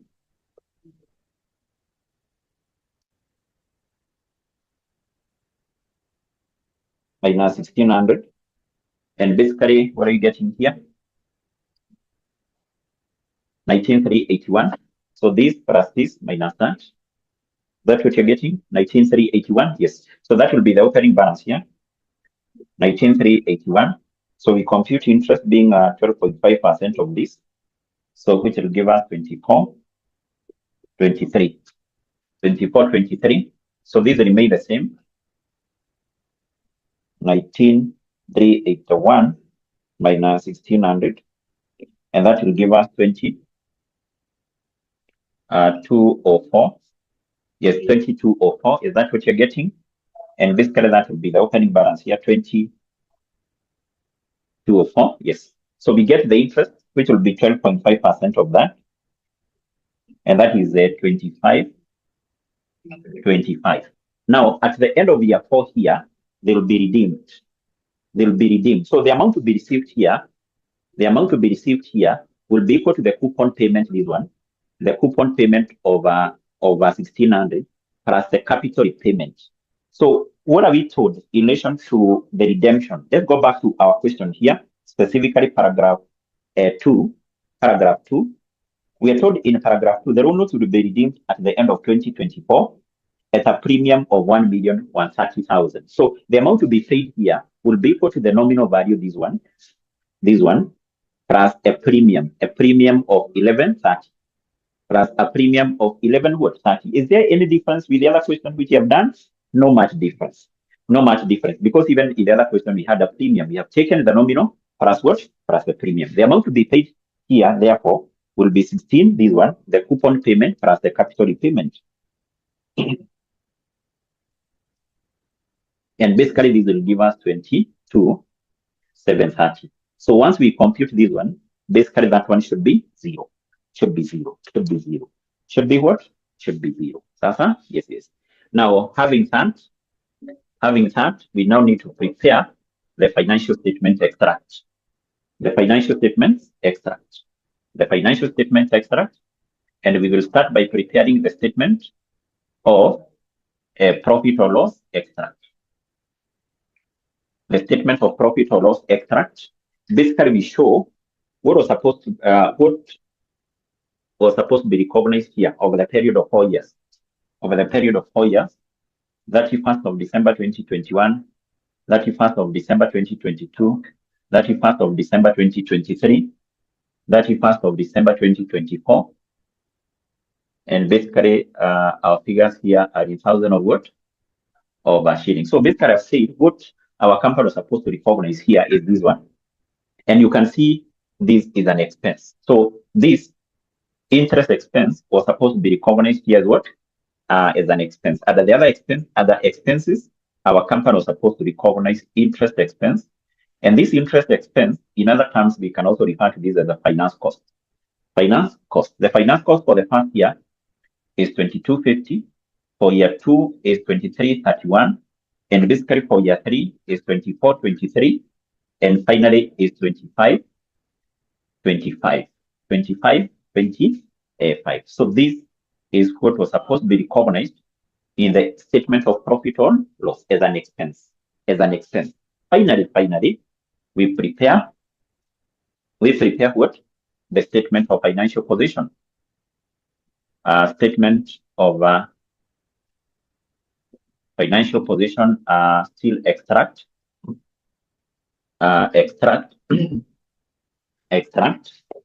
Statement of financial position extract. And remember, we have said that these loan notes which were issued by our company, these are liability. This is what? A liability. So basically, remember, you need to prepare these for 4 years. For 4 years. 4 years here. 4 years like that. And also we need to indicate that our figures are in thousands of shillings. Yes. Now this financial liability at amortized cost to the company is a liability, actually a non-current liability. A non-current what? Liability. So under the non-current liabilities, our company here was supposed to recognize something called the financial liability. The financial liability at amortized cost. Financial liability at amortized cost. And actually, this one will be recognized here as this amortized cost. The amortized cost at the end of year 1 is this one, 18,650. Year 2 is 19,381. Year 3 is 20,204. And basically at the end of year 4 is what? Is 0. Is what? Is 0. So basically this, what now the examiner is requiring, this financial statement extract. This financial statement extract. And basically by doing that, you get how many marks? You get 8 marks. You get 8 what? 8 marks. You get 8 marks. So that's basically how we account for these financial liabilities. That's how we account for the financial what? Liabilities. So therefore, these are some of the questions we are likely to come across as far as that topic of financial instrumental are concerned. I hope you can see there was a question coming from this topic on compound financial instrument, a question we did in our previous class. You also likely to come across a question on financial assets, what we did at the start of this session, and also you're likely to come across a question in relation to the financial liability. So what we just need to do, can you try to redo those particular questions again on your own, and you try to identify the difference between financial assets and basically financial what? Financial liabilities. But basically now that brings us to the end of that topic on financial instrument. It basically means that once we meet now in our next class, which will be next week. Basically, we are moving to a different topic. We will move to a new what? To a new topic. So therefore, for today, I think we will stop at that point because I know you have another class from 4. I want you to have just a short break before the next class start. Before the next class start. So any question before we wind up? Is there any question before we wind up? Any question before we wind up? Any question before we wind up? I think there is none. So let's stop at that point. Have a nice weekend. See you next week on Tuesday as we move to another topic. Remember that this is an investment. Either an investment in shares or basically an investment in what? An investment in debt instrument. Yes. So I want us to have a discussion on this financial liabilities before we take a short break and then we come back to do a question. So if you're done basically with what we have up there, I think we can move and discuss on this. Yes. So financial liability. What is a financial liability? A financial liability, basically, we can say that check whether start a class is to ensure we are recording. So now we have missed something, but no problem. So we are saying, so maybe just a recap. So we have said time value of money. It is that the fact that over time the value of money changes. The value of money does not remain the same. And I'm saying, assuming here now that is year 0 today, and we have 10 years to come. 10 years to come. So we have 1 million shillings today here. Shillings 1 million.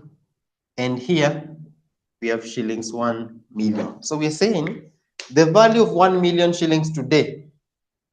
This, it's like, if you remember what I said, assuming someone tells you that I give you 1 million shillings today, or you wait, I give you 2 million shillings after 10 years.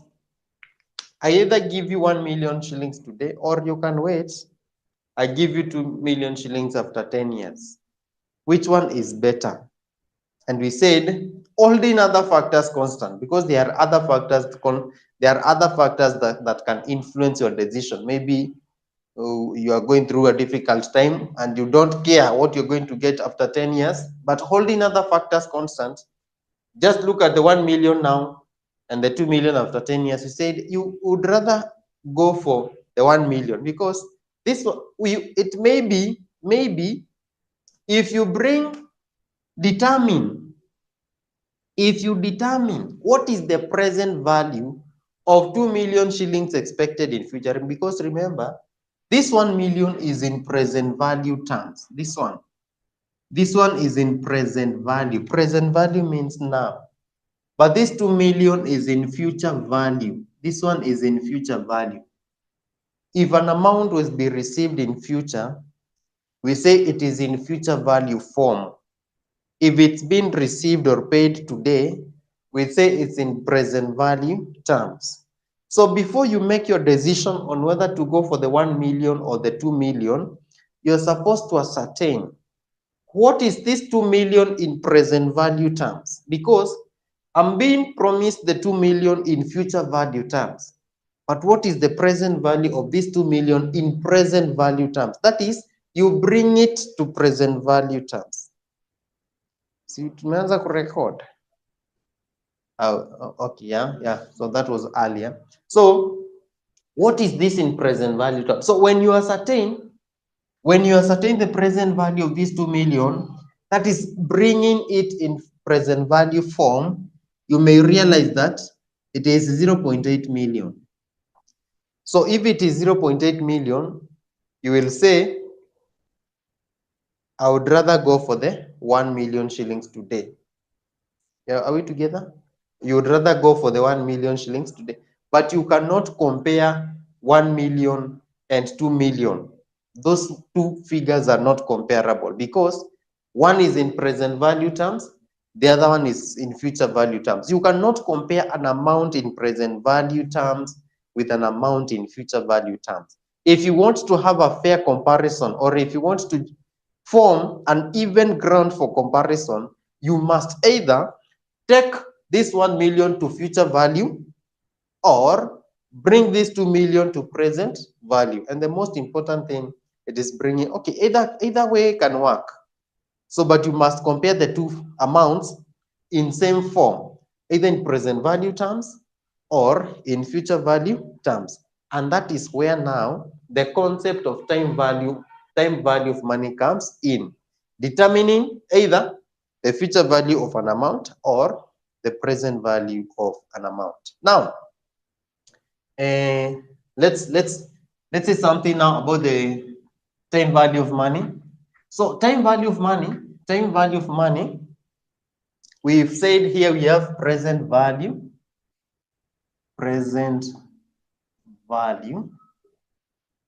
and future value. So present value, we have that direction, and we have this direction. So this is to say, you can work from present value terms to future value, or you can work from future value to present value. When present value to future value, when we are doing present value to future value, we call it compounding. This one you must have done in mathematics, compounding. Compounding, it is determination of a future value from a present value. Determination of a future value from a present value. For example, in our example here, you have been given 1 million. You want to know, if I get this 1 million today, I'm going to invest. Remember, you're not just getting the 1 million and keeping it maybe under the bed. No, you'll get the 1 million and invest somewhere. If you invest, it will earn a return. So after 10 years, you will not just have 1 million, but you'll have 1 million plus a return. So we want to know this 1 million plus the return that you're going to earn, how much will it be after 10 years? That is determining the future value from a present value. And that is what we call in compounding. That is compounding. The other one, we are moving from future value to present. Like in this case, you're being given 2 million shillings after 10 years. But we want to know what is the worth. What is the worth of 2 million shillings 10 years to come? What is the present value of this amount? So you go backwards. Working from future value to present value, we call it discounting. Discounting. This is discounting. Discounting is determination of a present value from a future value. Determination of a present value from a future value. And I've said, when you are given an amount in present value terms and another amount in future value terms, and you're supposed to compare the two, you cannot compare when they are not in the same form. You're supposed either to convert them to present value or to future value and make a decision or make a conclusion. That is all about time value of money. So let's see what we have in the handout. There is a handout I've just shared. There is a handout I've just shared in the WhatsApp group. Kindly check. Kindly check. Have you seen that handout? I shared just a few minutes before the class. I want us to look at it. In case you have a question, you can ask before we proceed. In case you have a question, kindly ask. Okay, fine. Let's. I want to believe you've seen the handout. It's important to respond. Kindly respond if you've seen the handout. Okay, fine. Let's continue. Thank you, Alice and Akin, Alan as well. So up there, you can see the introduction, concepts of time value of money, introduction. A shilling today is worth more than a shilling tomorrow. All what I've explained is what you can find there. Future value techniques. Future value techniques, you can see there we have future value. That is what I've explained. An amount that will be paid or received in future, we call it a future value. Then we have present value techniques. Present value, I've said, is an amount today. As an amount today, present value.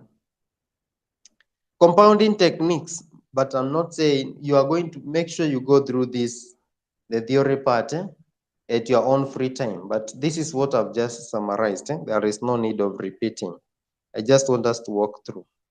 Compounding techniques, we've said, okay, this is what we did in mathematics. Simple interest and compound interest. So again, that is not important, so much important. I just want us to look at the, but we are under compounding techniques. Here we've talked about two concepts, the concept of compounding, the concept of discounting. So I want us to start with compounding. That is compounding techniques. That's the reason why there they are saying compounding techniques. Compounding techniques. So we start with the compounding techniques, number one. Determination of a future value from a present value. Compounding techniques.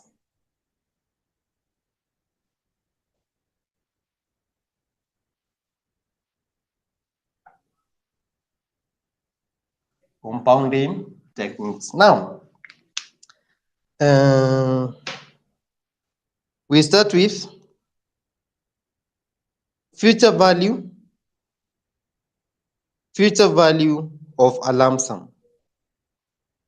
Okay, in here, we will not focus too much on the illustrations that we have there in the handout. I want you to make short notes. I want you to make short notes as we continue. I have some handwritten notes here that I want to share with you. So just write concepts of compounding, or compounding techniques, and we start with the first one. Future value of a lump sum. Future value of a lump sum. Future value of a lump sum. Future value of a lump sum. Alan? Okay, I will share. But the handout is more summarized. So we start with future value of a lump sum.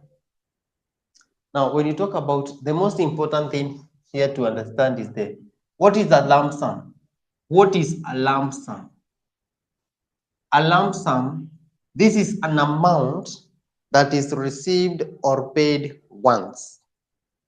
An amount that is received or paid once is what we call a lump sum. For example, let's say if you pay or receive 2 million shillings today, that is a lump sum. Or if you invest, let me show you. Let's first understand. We have two things here. We have a lump sum. We have a lump sum. And we have an annuity. And an annuity. So here, let's say we have periods. We have period 1, 2, 3, 4. So we have amounts. Let's start with lump sums. Lump sum amounts. Lump sum. Let's say in year 1, the amount is 300,000. In year 2, it's 550,000, 600,000, and 700,000. These are what we call, all these are lump sums. Okay, let's have annuities.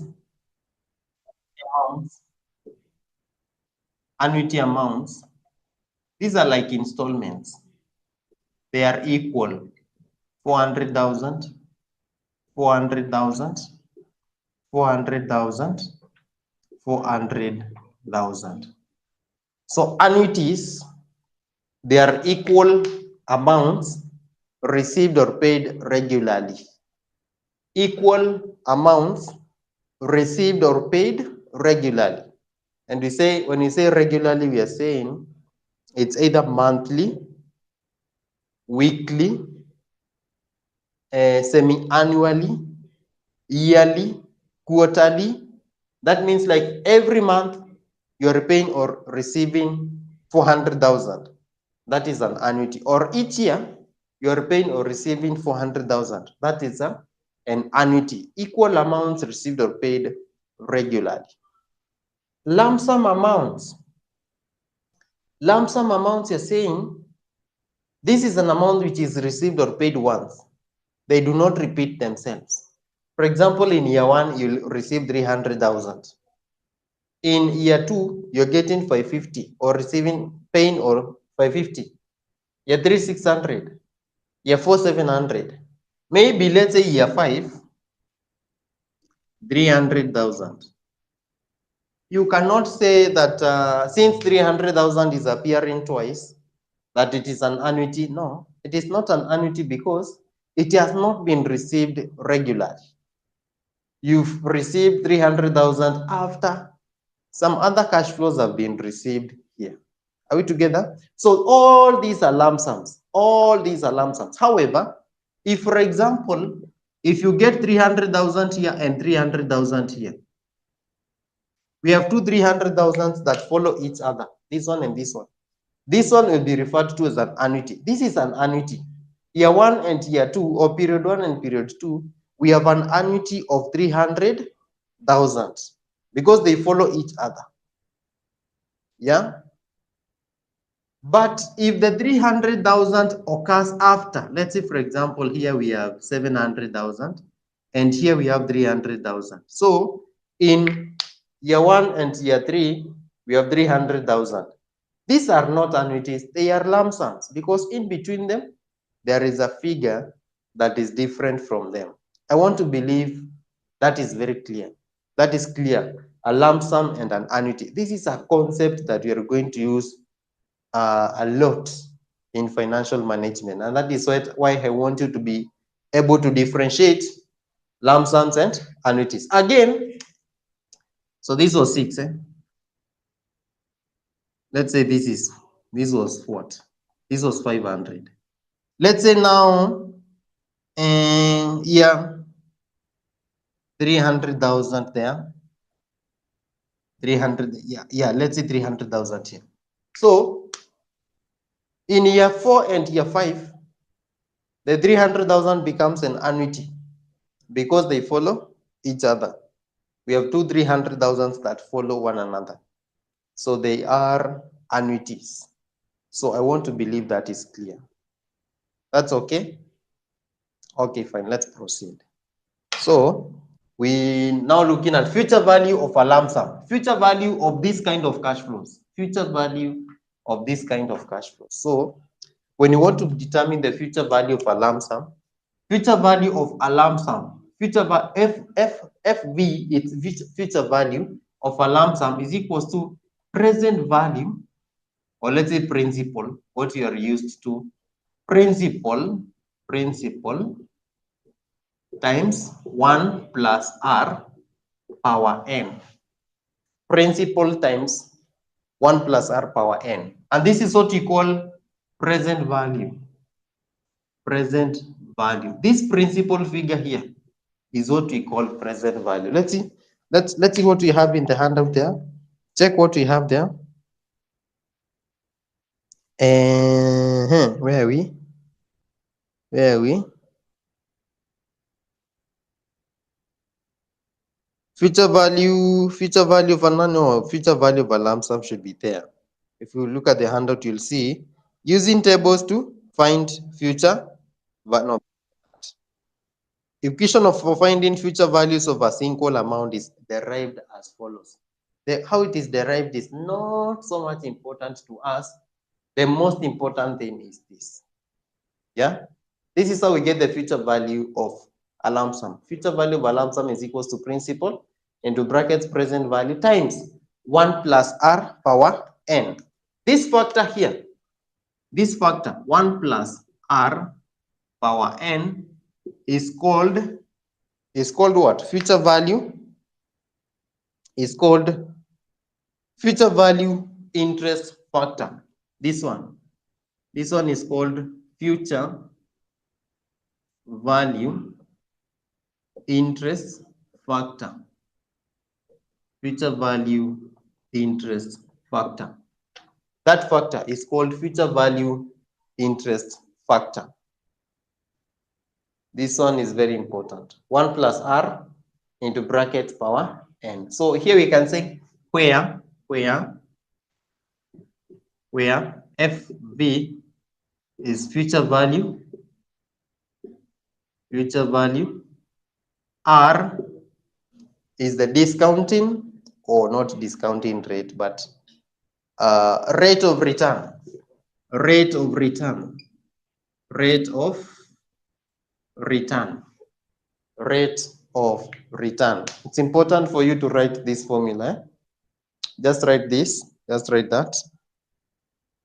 Rate of return is like the interest rate. Rate of return is like the interest rate. Yeah. Do we have an example there? So the example, yeah, that there should be an example somewhere. Yeah, there is an example there. Look at that example. They're saying, assume that you've just invested Kenya shillings 100,000. The investment is expected to earn interest at a rate of 20% compounded annually. Determine the future value of the investment after 3 years. So, okay.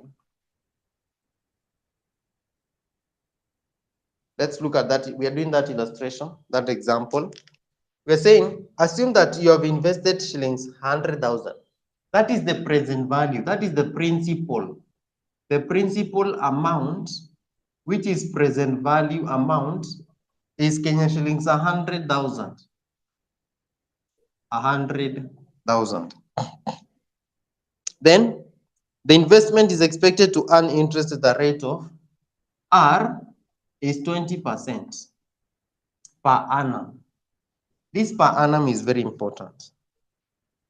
Okay, it is not given. They have not said per annum, but we say when you get a rate of return where the period, whether the per annum, per month, semi-annually is not stated, the standard measure is per annum.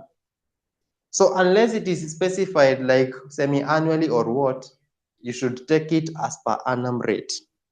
So per annum is 20%, compounded annually.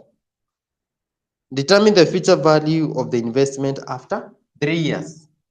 N, we should have said N here. N is equals to number of periods. Number of periods. Kindly have that. Number of periods. Number of periods. Make sure you write that. So here, our period is 3 years. We are investing for 3 years. So future value, we are saying, is equals to present value 1 plus R power n. So future value is equals to 100,000 times 1 plus 0.2 power 3. So get the value of the investment after 3 years. Value of the investment after 3 years is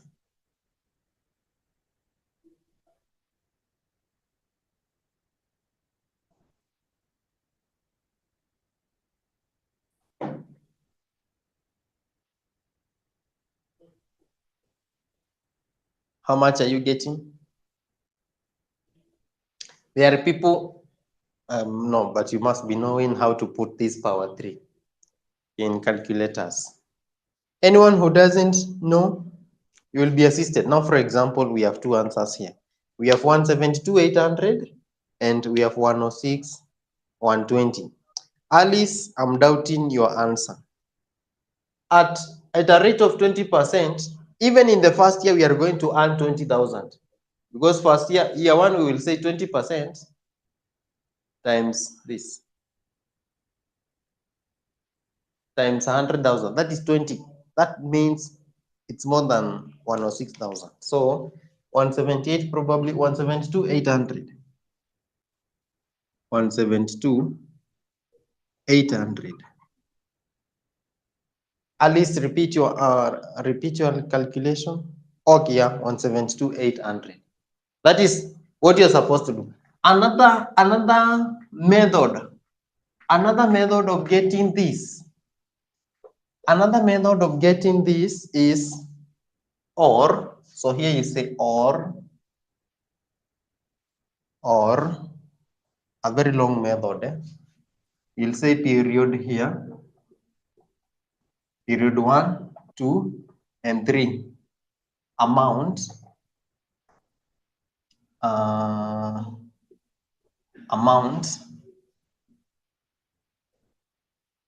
Let's say 100,000. No, will that give us? No.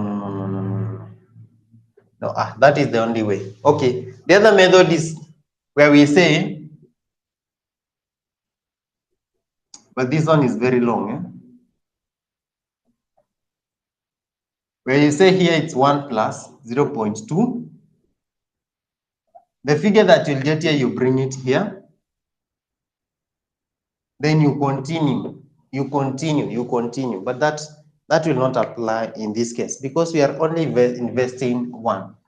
So you can continue. You grow by that rate. So just stick to this. Just stick to this. Any question before we continue? We want to proceed. Okay, number 2, future value of an annuity. Future value of an annuity. Future value of an annuity.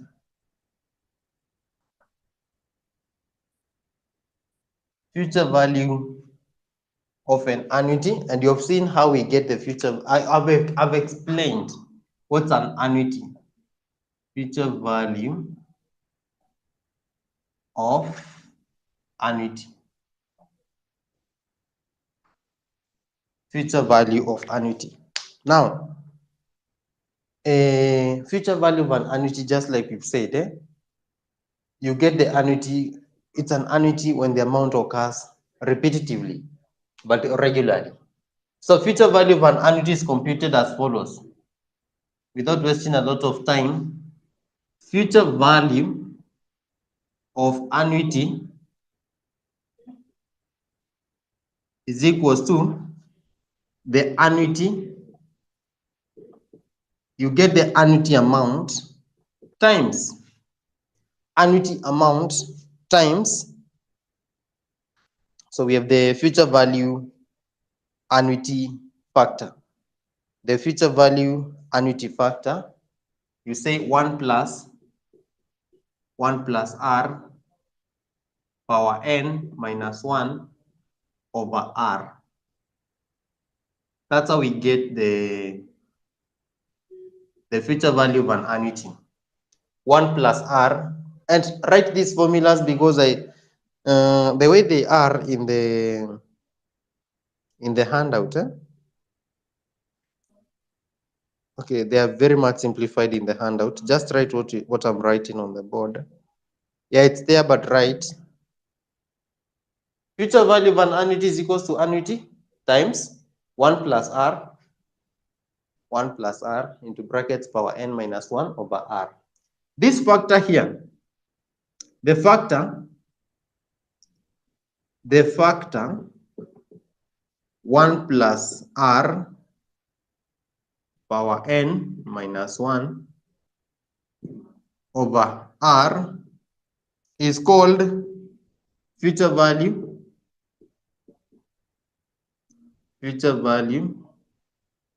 interest factor of an annuity. Future value interest factor of an annuity. What have they said there?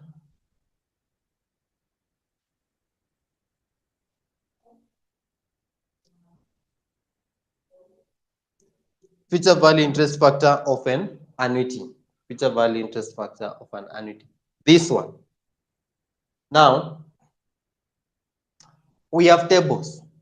We have tables where these factors can be read from. Like you remember what table do we have? We have math table. Do you people know what's a math table? Or maybe what we call what? Normal curve, normal distribution curve. We have tables. We have tables where you can read these factors.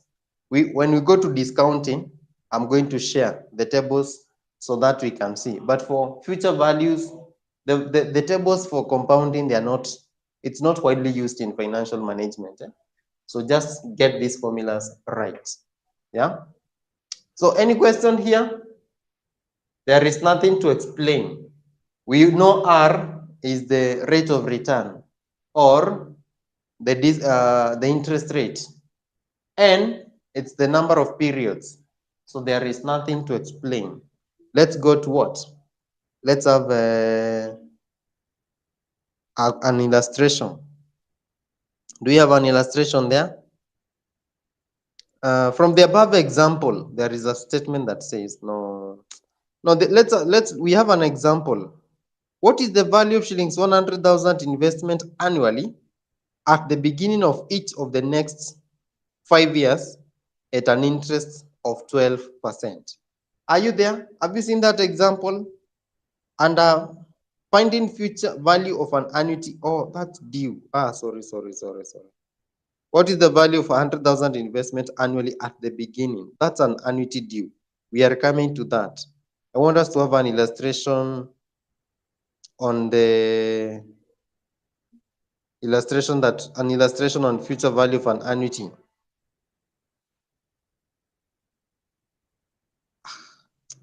Okay, let's say from the above example, there is a part that is missing here. There is a part that is missing, but all in all, let's just write an example there. Just write something. Just write an example, an illustration. Say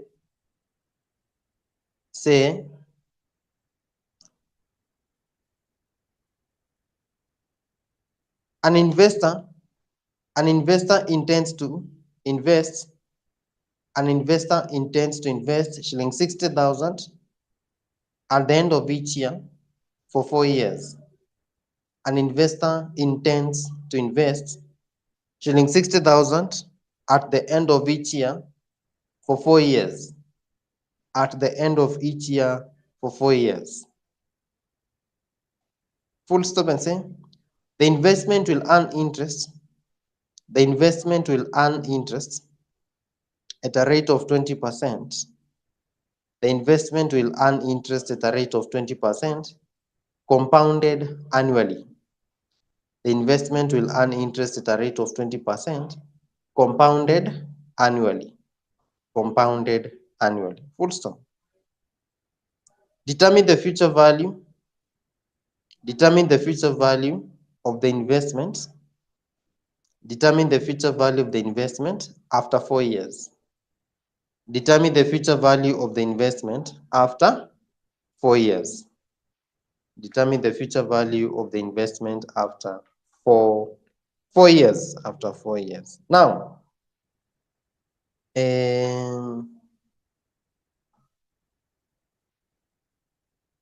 future value of the investment. Now we start.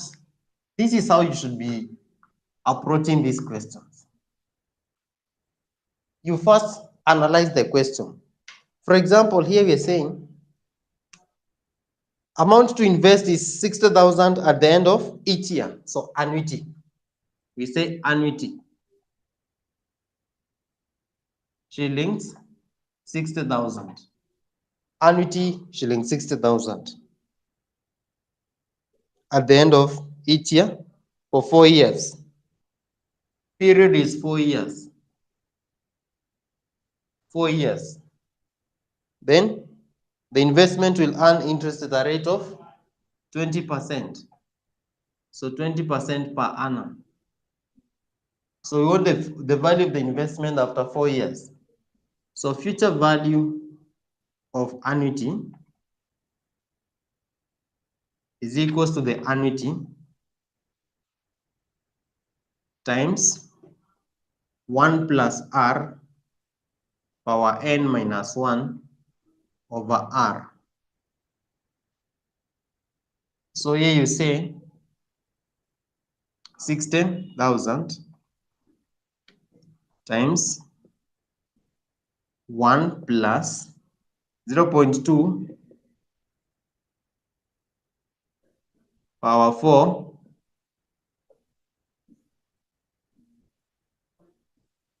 power 4 minus 1 over 0.2.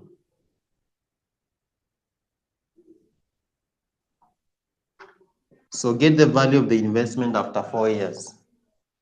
Then I show you another way of doing it.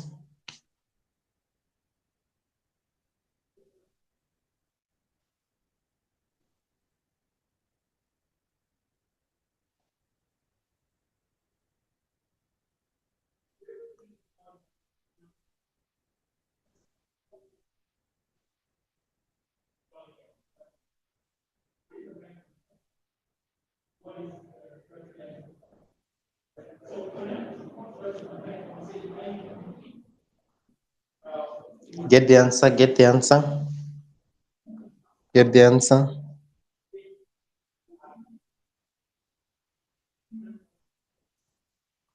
Three 322,080. Another person.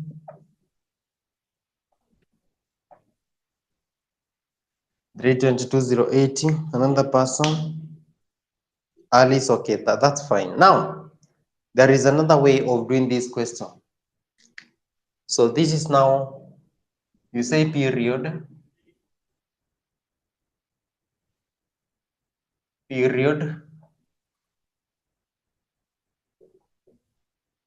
1, 2, 3, 4. Annuity or amount. Remember, this person is investing 60,000 at the end. Yeah, at the end of each period. 60.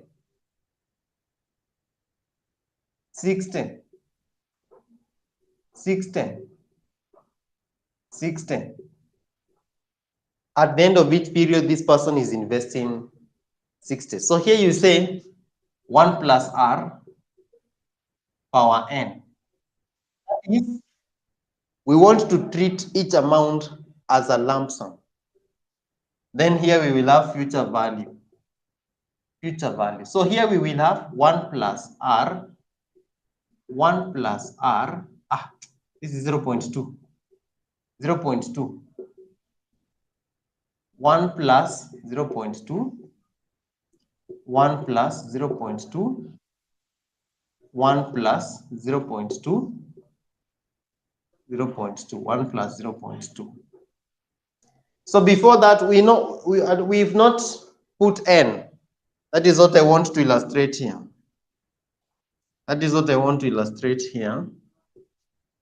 So we are 0. We always start at 0. 0 means now 1, 2, 3, 4. We're talking about 4 years, which is 1, 2, 3, 4. So here we have at the end. We are investing at the end. So at the end of the first year, 0, 60, 60, 60, 60. I want us to put n. So this 60 that you've invested at the end of year 1, how many times will it earn interest? The 60 that you invested at the end of year 1, how many times will it have earned interest at the end of year 4? It is here. 1, 2, 3. we have invested 60 here, so it will earn a return here, a return here, and a return here. So you say power 3. That is power 3. Then the other 60 at the end of year 2 here, it will earn interest here and here. So you say power 2. The 60 that you invest at the end of year 3, it will earn interest once. So you say power 1. And the last one, the 60 that you are investing at the end of year 4, it will have earned no return, power 0. So multiply and get the total. If you multiply and get the total, we should be getting the same answer as this. We should be getting the same answer as this. So the reason why I just want you to get the concept, the concept here of power what, power what, power what.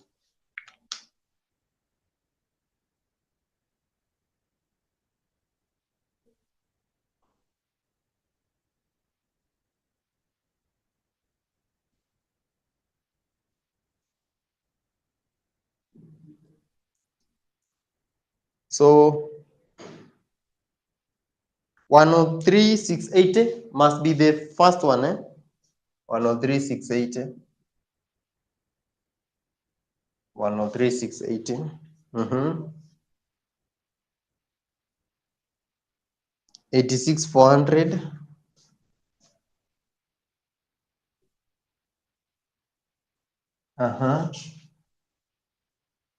72,000 and 60,000. So get the total. Get the total.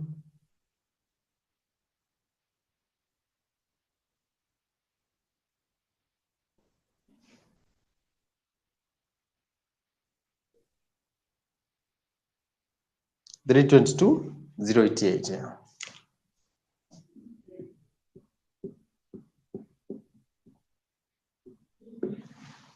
So almost the same as what we have here, just because of rounding off, that's where there are differences. So is that okay? Let's proceed. Yes. So basically, in this case, a very quick recap on what you have said is that a deferred tax basically is a tax which the company was supposed to pay during the current year. That tax has been deferred; it will be paid in the future, or it is a tax refund the company was supposed to get during the current year that has been deferred. The company will be refunded that tax in the future. Now, we have therefore two types of deferred taxes: the deferred tax liability, deferred tax asset. So a deferred tax liability basically have said that this is a tax which is payable by the company in the future. We recognize that as an uncurrent liability in the statement of financial position. Deferred tax asset is a tax to be recovered by the company in the future.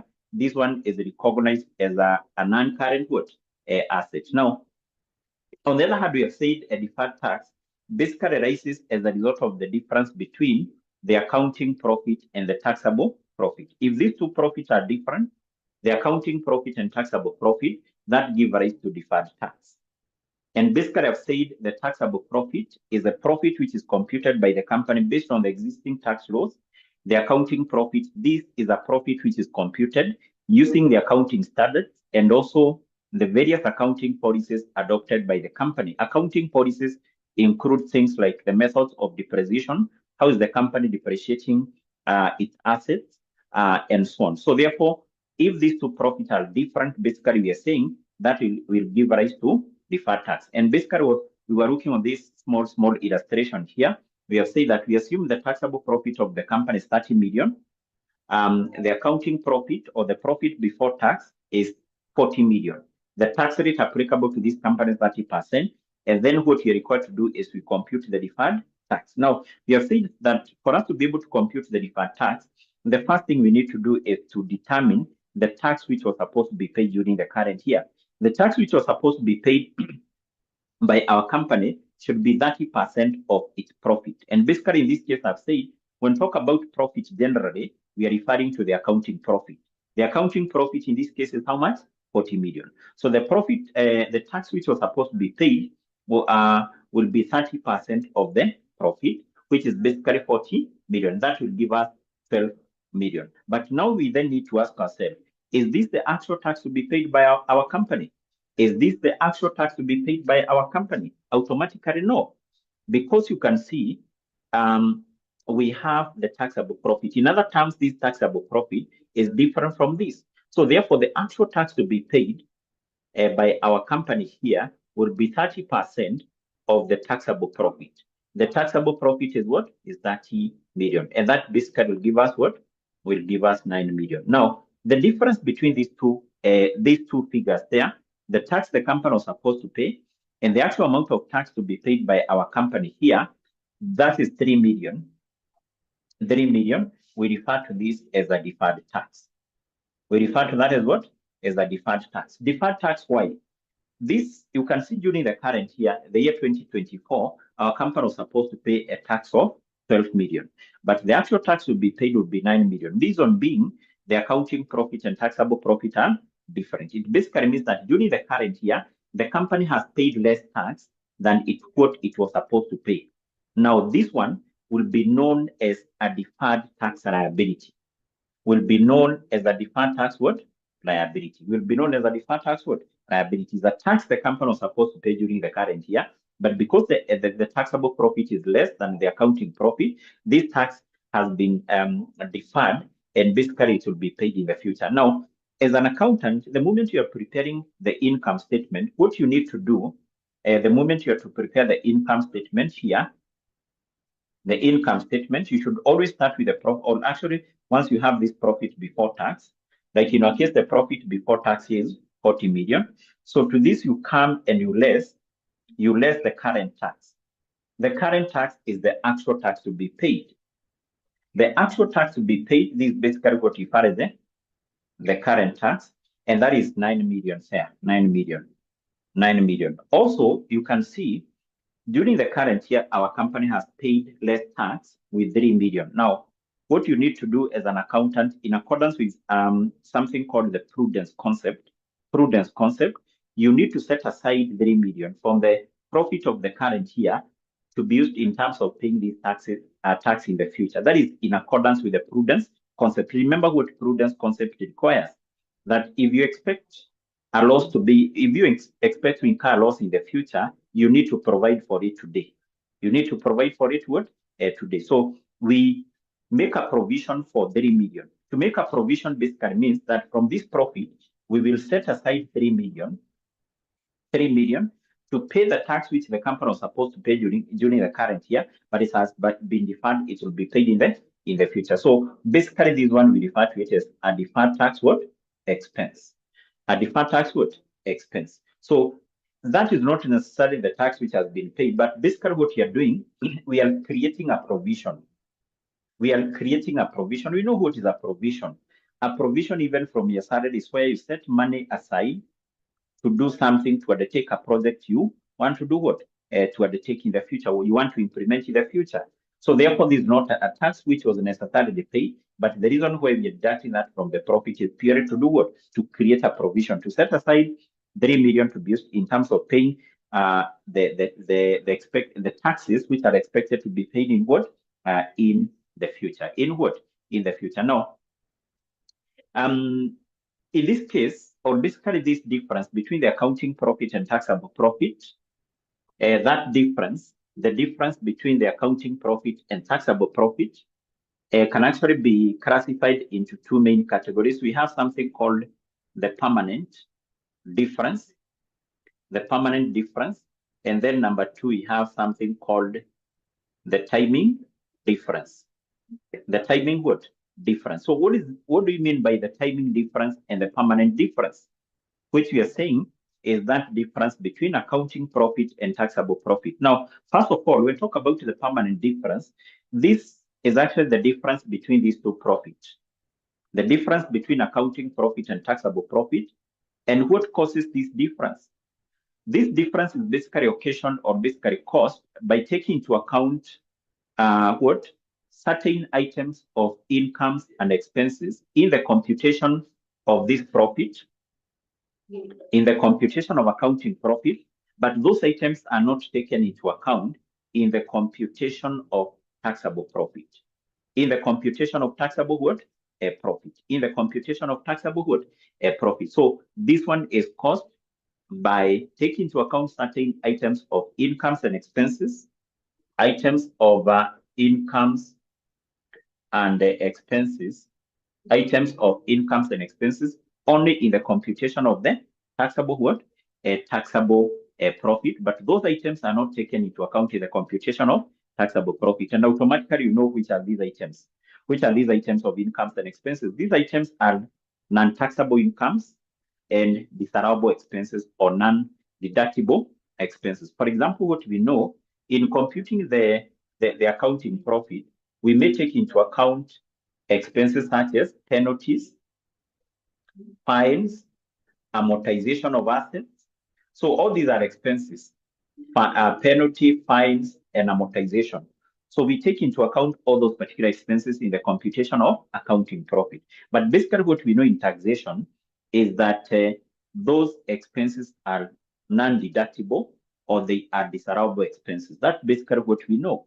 In computation of the taxable profit, you don't, or basically those items are not taken into account. We don't take into account penalties, fines, and amortization of assets, including impairment loss on goodwill. So automatically, that will give rise to a difference between, or make the accounting profit and taxable profit to be different. And that difference is known as what? The permanent difference. The permanent what? Difference. Now, we say that this difference basically does not give rise to deferred tax. And therefore, in the computation of deferred tax, this difference is what? Is ignored. This difference is what? Is ignored. So the question you may come across in addition to that in an examination setup is just whereby you're required to explain what is permanent difference. Sasa? Yes.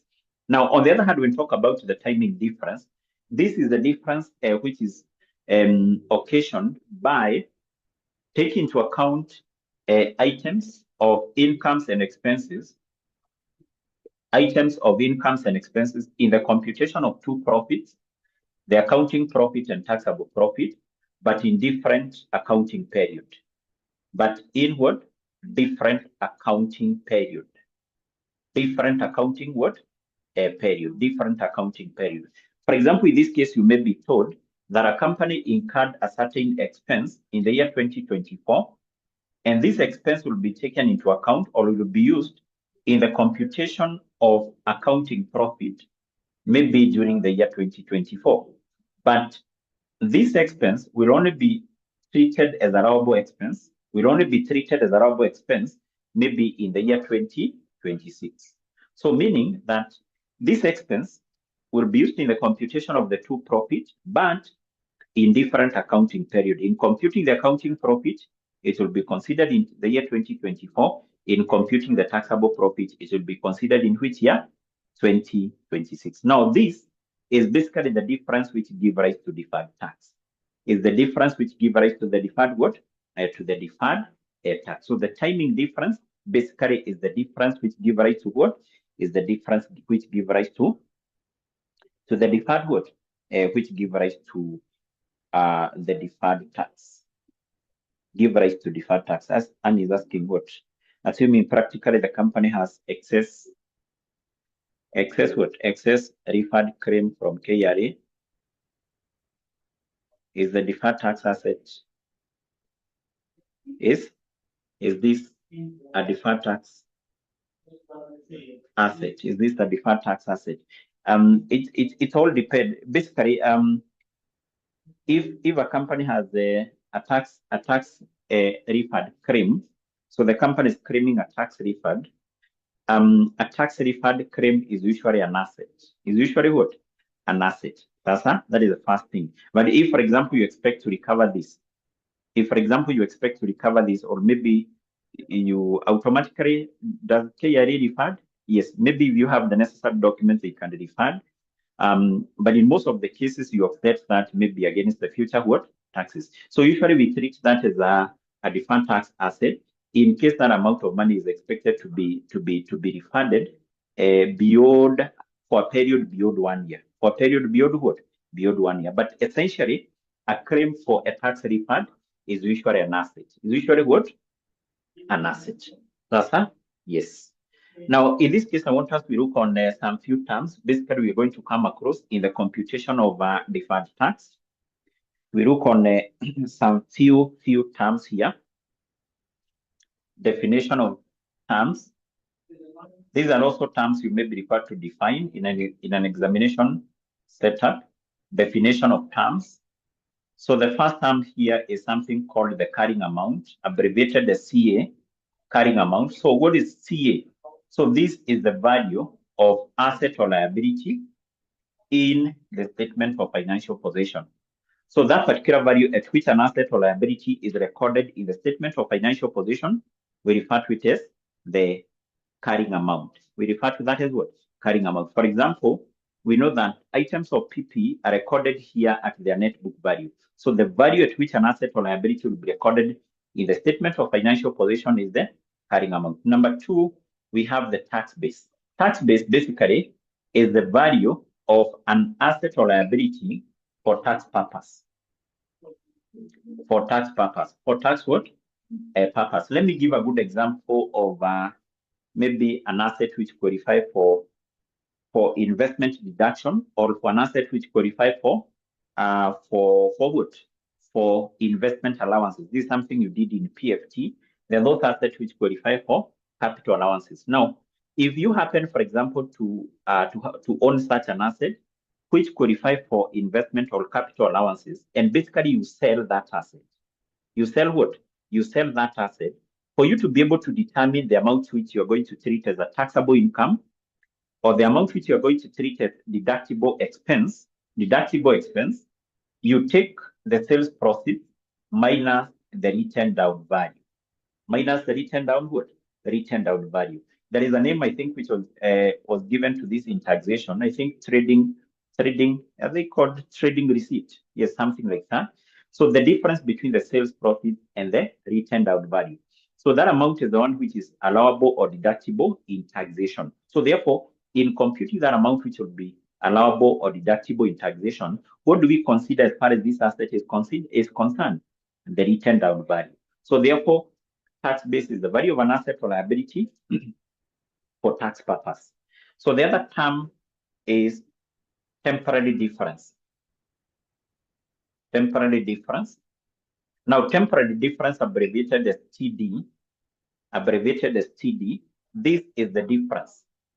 This is the difference between these two values, the difference between carrying amount and tax base. Carrying amount and what? And tax base. So in other terms, to compute the temporary difference, we take the carrying amount minus the tax base, of which in this case, we can either get a positive figure here, or we can get a negative figure. So if we get a positive figure, that one is called taxable temporary difference. If we get a negative figure, that one is called deductible temporary difference. So therefore, in that case, we can say we have two types of temporary differences. We have the taxable temporary difference. Actually, this one is abbreviated as TTD. Just understand, remember those abbreviations. TTD, taxable temporary difference, whereas this one is called the deductible temporary difference. Deductible temporary difference. So therefore, here we have two types. Types of temporary difference are two. We have the taxable temporary difference, and number two, we have deductible temporary difference. Now, a taxable temporary difference, we say is a temporary difference which gives rise to amount which are taxable in the future. So this give rise to amount taxable in the future. Amount taxable in what? In the future. And because it gives rise to amount which are taxable in the future, we can also say that this will give rise to, or it results to, something called a deferred tax liability. So we can say this gives rise to deferred tax liability. Deferred tax liability. This gives rise to the deferred what? the deferred tax liability. Remember from our introduction here, we said deferred tax liability is a tax payable in the future. Why do we have a tax payable in the future? Because the taxable temporary difference will give rise to amount which will be taxed in the future, which are taxed in what? In the future. So therefore, the TTD, taxable temporary difference, give rise to deferred tax liability. Now, a deductible temporary difference, this give rise to amount which will be allowable in the future. So this one give rise to amount which are allowable or deductible in the future. The amount which are deductible or allowable in what? In the future. In other terms, you can say that this give rise to a deferred tax asset. This will give rise to a deferred tax what? Deferred tax asset. I will try to simplify this because I don't want to go into details. So just understand what Morimo is teaching you here, that in case we have a taxable temporary difference, that give rise to deferred tax liability. That's just what you need to know. No need of going into details as to why that will occur. The deductible temporary difference, this give rise to a deferred tax what? Asset. Sasa, and also you need to remember here, we have those two types of temporary what? Difference. We have those two types of temporary difference. Now, the other term we can maybe define here. The other term we can also define here. Number 4, that is term number 3. Number 4, we have basically what you have already mentioned here. Deferred tax liability. Deferred tax liability. And from my introduction, you've already said that these are tax payable by the company in the future as a result of taxable temporary difference. Tax payable in the future. Tax payable in the future. As a result of taxable temporary difference. As a result of what? Taxable temporary difference. So therefore, how do we compute this one? How do we compute the deferred tax liability? This is basically one of the formula you need to remember. How do we compute the deferred tax liability? We take the taxable temporary difference. The taxable temporary difference, we basically multiply that with the tax rate. We multiply that with what? With tax rate. That formula you need to remember. That is one of the formula we're going to apply. The other term, the last term you need to know how to define here is the deferred tax asset. Deferred tax what? Asset. So deferred tax what? Asset. Now a deferred tax asset, basically, this is a tax which is recoverable in the future as a result of deductible temporary difference. So a tax which is recoverable in the future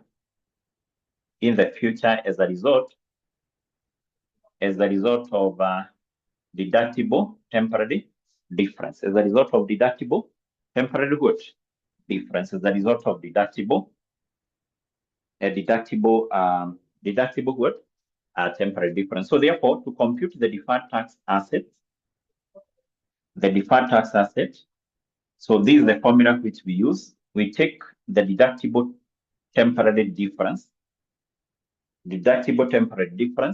We multiply this with the tax rate. We multiply that with what? With the tax rate. We multiply that with what? With the tax rate. There is also something you need to recall from something I've explained here, that this one, that is the taxable temporary difference. The taxable temporary difference, remember what I've explained here. I've said that taxable temporary difference, this one arises whereby the carrying amount, this is very important, the carrying amount of either an asset or liability, this one exceeds the tax base. This one exceeds what? the tax base. So if you're given the carrying amount, you're given the tax base of the company's net asset, you get the difference, and actually you compare the two values, and the carrying amount happen to be more than the tax base. The difference is known as taxable temporary difference. But in this case, the deductible temporary difference, this one arises whereby the carrying amount is less than tax base.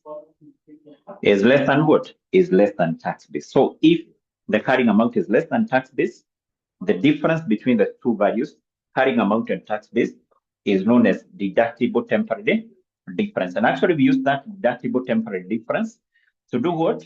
To compute the deferred tax asset. So I think, first of all, those are some of the terms you must be in a position to define. You may come across a question whereby you are required to define any of those particular two terms. You'll be able to see, I think there was a question some time back, which was requiring the candidate to differentiate between temporary difference, and timing. Was it temporary difference and permanent difference? Permanent difference and the timing what? Difference. We'll check on that question. Then from there, once we proceed and basically look on the approaches used in computation of deferred tax. Approaches used in the computation of deferred what? Deferred tax. If a company is computing the deferred tax, either the deferred tax asset or the deferred tax liability, which approaches can be used? Here we have two approaches which the company can use. Number one, we have the income statement approach. Income statement approach.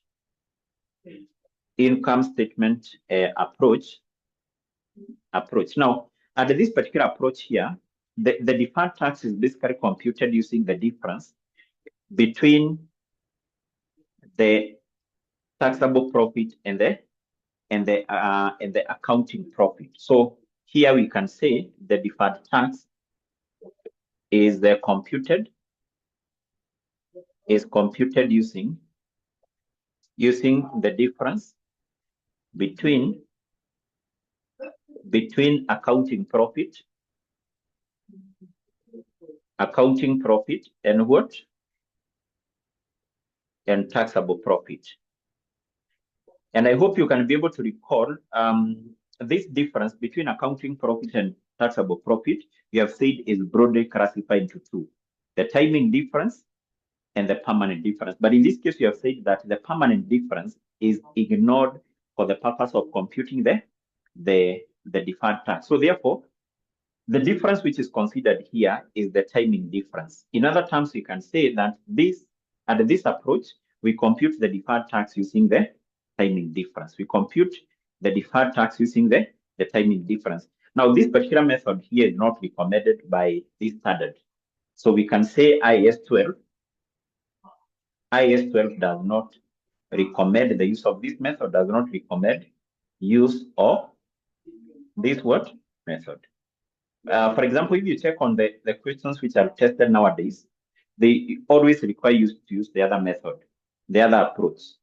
So there is no question will come across. Maybe some questions which were tested some time back, the candidates were required to use this method, but questions which are tested nowadays, they require the candidate to use the other approach. So this method here is not recommended for use by the International Accounting Standard number 12. So we have the last approach here, or the last method, which is known as number 2, the statement of financial position. In other terms, is also called the balance sheet approach. The balance sheet approach. Now, under this method here, we compute the deferred tax using the permanent difference. What is permanent difference? The difference between carrying amount and tax base of various items of asset and liability. So we can say here the deferred tax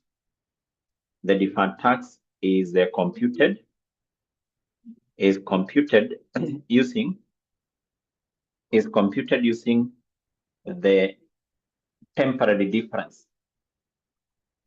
Temporary difference is the difference between the carrying amount and the tax base of various items of asset and liability. So here we compute the deferred tax using the temporary difference, which is the difference between the carrying amount of tax base of assets and liabilities. And basically, this is the recommended approach. So we can say this is the recommended approach? Recommended approach by IAS 12. The International Accounting Standard number 12 basically recommend the use of this method. And I've said, if you check on all the past papers, the recent past papers, you'll be able to see that all questions coming from this, they usually require a computation of deferred tax using using this method here, using the balance sheet method, or basically the statement of financial position approach. I think basically that's what you need to know. Maybe the other concepts you need to understand, maybe I'll be able to explain more on that as we do an illustration. As we do an illustration. Therefore, we will first of all take a short break. As we come back, there is a question I want us to do, a question similar to maybe a question there was a question which was in a file, and I think it was actually borrowed from the paper for AFR. That is a question I want us to start with, a question which was examined some time back, not too back. That is let me see the question here.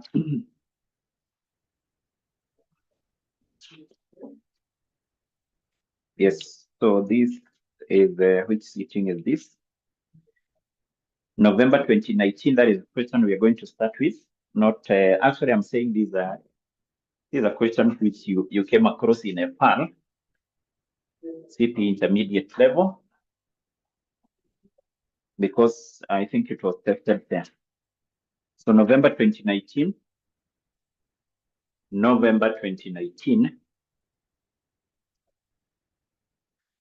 which is the question number what? Question number 5B. Question 5B. Question 5B. So we take a short break, 5 minutes or 10 minutes. We take a short break of 5 or 10 minutes. Yes, a break of 5 or 10 minutes. Yes, 10. We take a break of 10 minutes. We come back. Make sure you have that question with you. And then we do it maybe within the next 30 minutes. We'll be done. So see you after that short break. Yes, we continue. I hope you're back.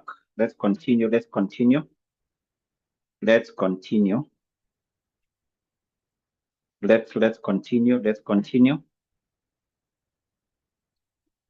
Yes. So what are we told as far as that question is concerned? I hope you already have the question with you. Yes. Do you have the question? Abdul Nasir, Mark, do you have the question with you? And Daniel Douglas, do you have the question? Fred, Ismail, Reese, Mercy, Patrice, Phoebe, yes. Okay. So what are we told in this question here?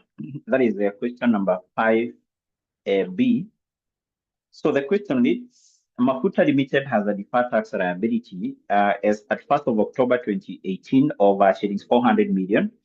For the purpose of preparing financial statement for the year which ended 30th of September 2019, the following additional information is available.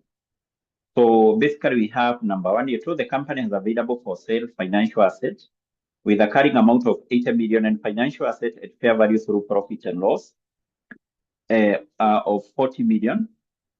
Both financial assets reported losses in fair value of 8 million each as at 30th September 2019. Number two, inventory is shown.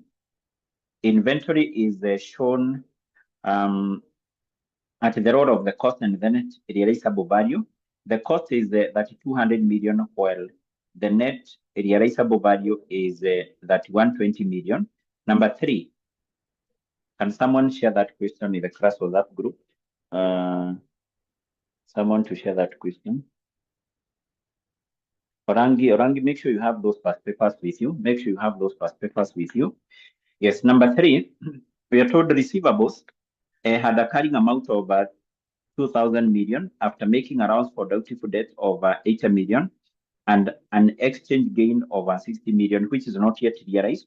Both allowances and exchange gain are not allowed for tax purpose. Number 4, trade and other payables are stated that is 600 million after making provision for discount of 40 million. 5, property, plant and equipment has a carrying amount of 4,800 million and a tax base of 4,000 million. Some landed buildings were revalued upward by 200 million during the year, which ended 30th of September 2019. 4, that is number 6, not note number 4. We are told intangible assets consisting of trade licenses being amortized over 5 years had a carrying amount of 240 million. And this was allowable for tax purpose in full 2 years ago. So number 7, income tax rate 30%. So what are we required to do in Roman 2? Or actually in Roman 1 of the question, we compute the relevant temporary differences, 8 months. And Roman 2, we make the necessary journal entries to record the changes in the deferred tax liability. So we start with the Roman 1 there, whereby we are required to compute the relevant temporary differences, or basically the relevant TD, temporary difference. So in this case, what you just need to recall is what is temporary difference. In other terms, you just need to remember how do we compute this temporary difference. From our discussion, we have said temporary difference, this is equal to the carrying amount of an asset or liability minus the tax base. Minus what? The tax base. So basically what we need to do is we go through the information we are given in note number 1 all the way to note number 6. We are given a number of items of assets and liabilities. We will identify, we will determine the carrying amount of the tax base, and then we get the difference, which is temporary difference. Also, we have to recall we have 2 types of temporary difference, which is taxable and deductible. So what we need to do here is to have assets stroke liabilities. A column for assets stroke liabilities we're given from note 1 all the way to note number 6. Then we will have a column here for carrying amount. Then we have the next column, which will be for tax base. And the difference between these two will be the temporary difference. Difference. And then if we check on the values which are given there, our values are in million of shillings. So that means that we will also work with our figures in million of shillings. We work with all our figures in million of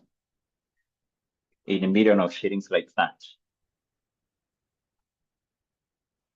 We work with all our figures in million of shillings. So let's start with what you're given in note number 1. Let's go to note number 1. In note number 1, what are we told? I hope you're back in note number 1. Let's go to note number 1.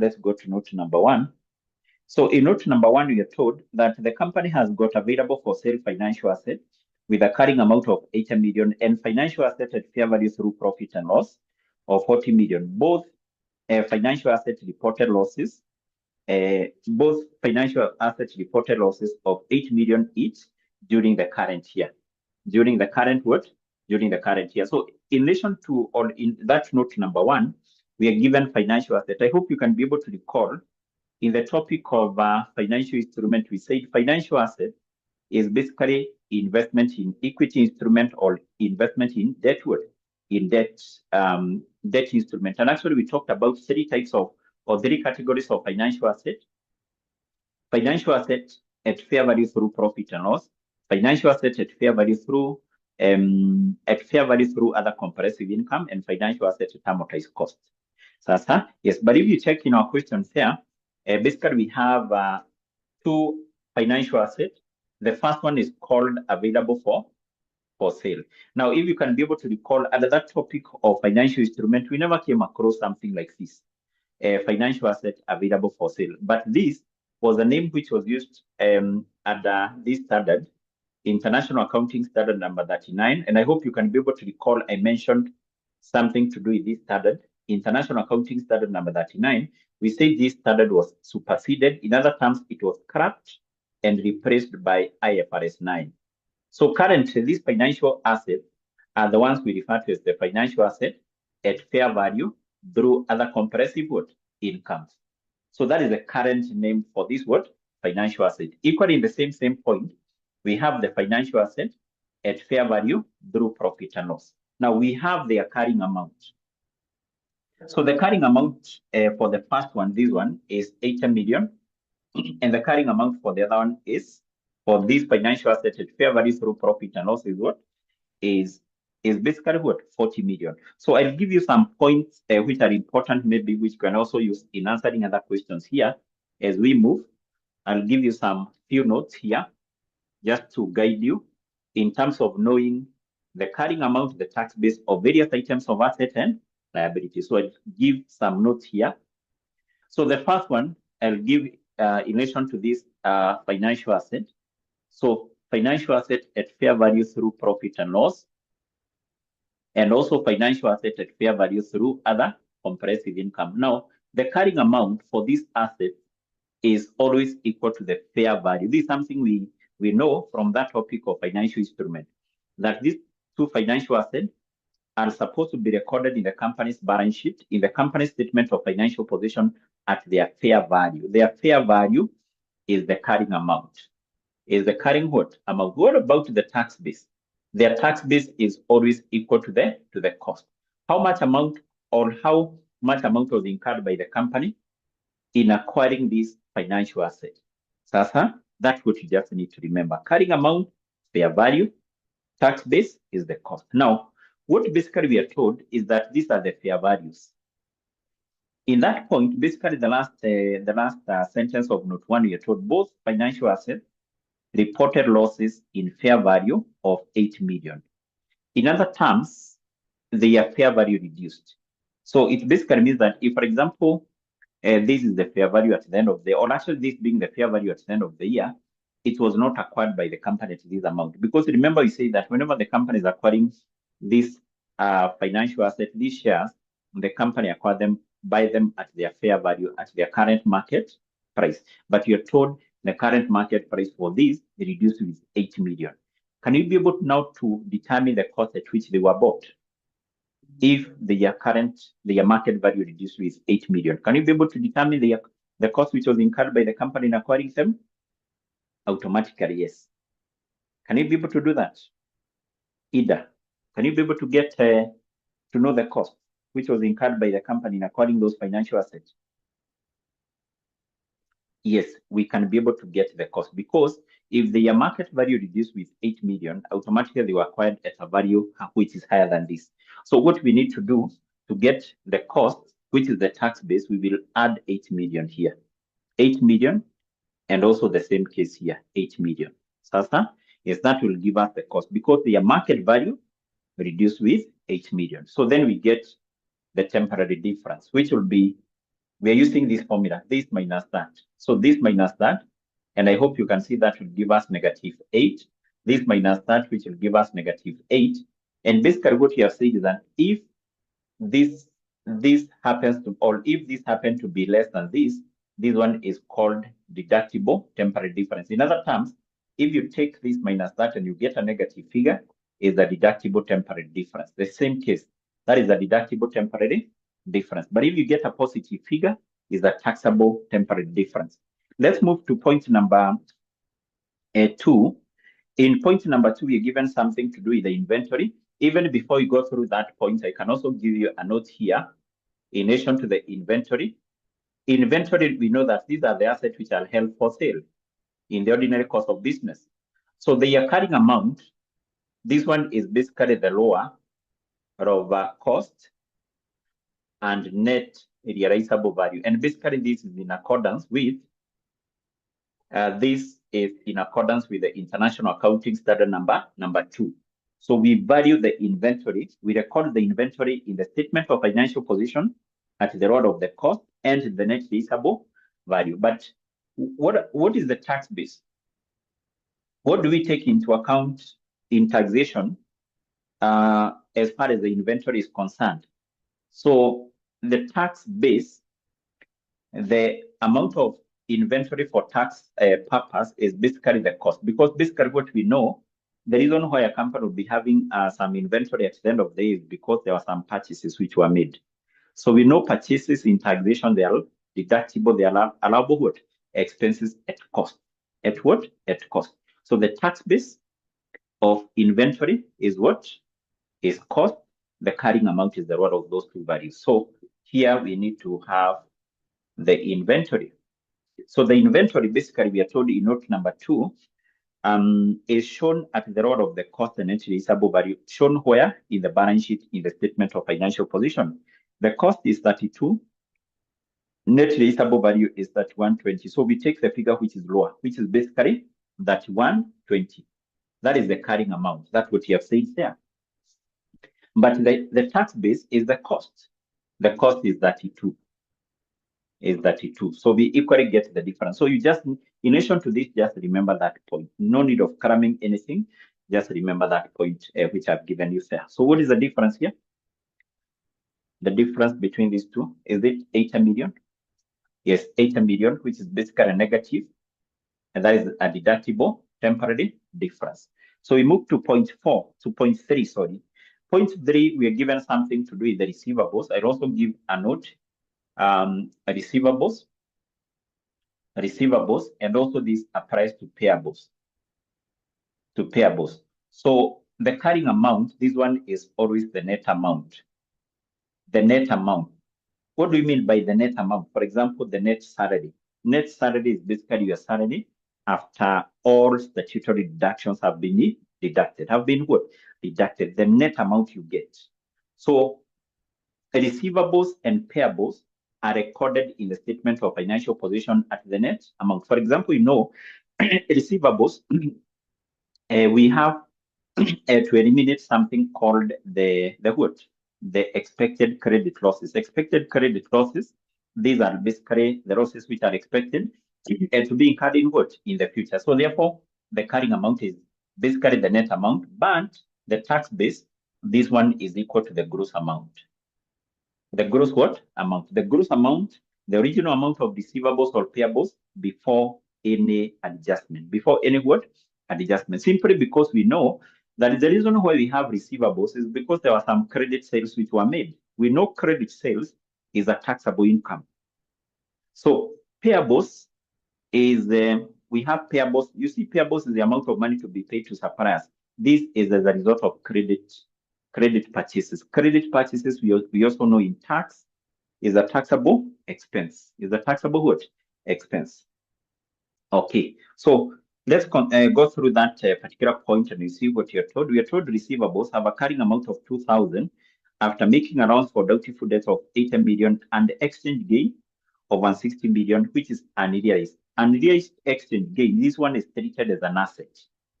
Being an asset, in arriving at that figure of 2,000, it was added. But the allowance for doubtful debts of 80, in arriving at that figure of 20, that is 2,000, it was deducted. We don't even need to go to the last point. So we just need to know the figure for 2,000 is the net, because that is after making adjustment. It's after making what? The adjustment. After making what? The adjustment. So therefore, receivables, we have receivables here. Receivables here. And basically we are saying receivables and payables, the carrying amount is the net. Is the net. 2,000, which you're given there, is the net amount. Is the net amount of receivables after making adjustment for allowance for doubtful debt and the exchange gain. So, but how do we get the tax base? Tax base is basically the gross amount, the original value. The original value. So basically, arriving at this, we have said two things were done. The amount of 80, which is the allowance for doubtful debts. Nowadays, we don't talk of allowance for doubtful debts. Maybe this is something you will come across in other subjects. Nowadays, we don't talk of allowance for doubtful debts, but we talk of expected credit losses. Equally, we don't talk of bad debt written off. Nowadays, we talk of credit losses. Yes, so those are maybe some terms you need to be aware of. You're likely to come across that in other subjects. For example, you'll do BDA after this, you'll be coming across these terms, credit losses. Credit losses, these are bad debts written off. This what was previously known as the bad debt written off. So nowadays, equally, we don't talk of allowance for doubtful debts. Allowance for doubtful debts, we talk of expected credit losses. Expected credit what? Losses. So therefore, in arriving at this value of 2,000, two things have been done. This allowance for doubtful debts has been deducted, and then we have unrealized foreign exchange gain of 160. And remember, I've said that this is unrealized exchange gain. Unrealized exchange gain, this one is an asset. So meaning, in arriving at this value, it was added. This one was added, but this one was deducted. So how do we arrive at the original value for receivables? How do we arrive at the original value? Take into account this the net. So to get the original value, we will add back 80, and then we less 60, which has already 160, which has already been deducted, which has already been what? Deducted like that. Sasa? Yes. And that will give us what? This will give us what? This will give us what? I've said we take 2,000, we add back 80, which was deducted, and we less 160, which was added. That will give us what? That will give us 1920. 1920. So we get the difference between the two. Is it 80? Is it 80? Yes, it is 80. And because it's a positive, that one is a taxable temporary difference. Is a taxable temporary difference. Is a taxable temporary difference. So let's move to the other point, number 4. Number 4, we have the trade and other payables. And even before we go through that point, it is important for you to note that what we have in note 1 here is basically an asset. Note number 2, we have an asset. Number 3, we have an asset. This one is still an asset. But basically what we have in note number 5, that one is a liability. Sasa, yes, I'll be able to explain why we need to know that this is a liability. Now, what are we told in note 4? We are told trade and other payables are stated at 36. Stated where? In the statement of financial position. So if they are stated in the statement of financial position at 36, that is the carrying amount after making provision for a discount of 40 million. So this amount is the net. An amount of 40 million has already been deducted. Remember who we have said here. The carrying amount of payable is the net. So this one is net. But what is the tax base? The gross. So to get the gross, we will take this, we'll add back what has already been deducted. What has been deducted is 40. So we add back 40, and that will give us what? 36 what? 40. So we add back 40. Now, number 2, because by the end of the day, we will get the net amount of temporary difference here, the net amount of the temporary difference. Anytime you're recording a liability here, like this being a liability, you record both figures as negatives. You record both figures as what? As negatives, because it is a liability. If you check on all these other items, they are assets. And therefore, how do we compute the temporary difference here? To compute the temporary difference, we will take this, which is negative, that is 600, minus this, minus negative 3640. So I hope you can see what you have done. Minus this one, negative 36, minus this one, which is negative 3640. So we will have negative 36. Negative and a negative is a positive 3640. And basically this will give us what? This will give us 40, which is basically a positive. Being a positive, that is a taxable temporary difference. Is a taxable temporary what? Difference. So we are done with that. Let's move to point number 5.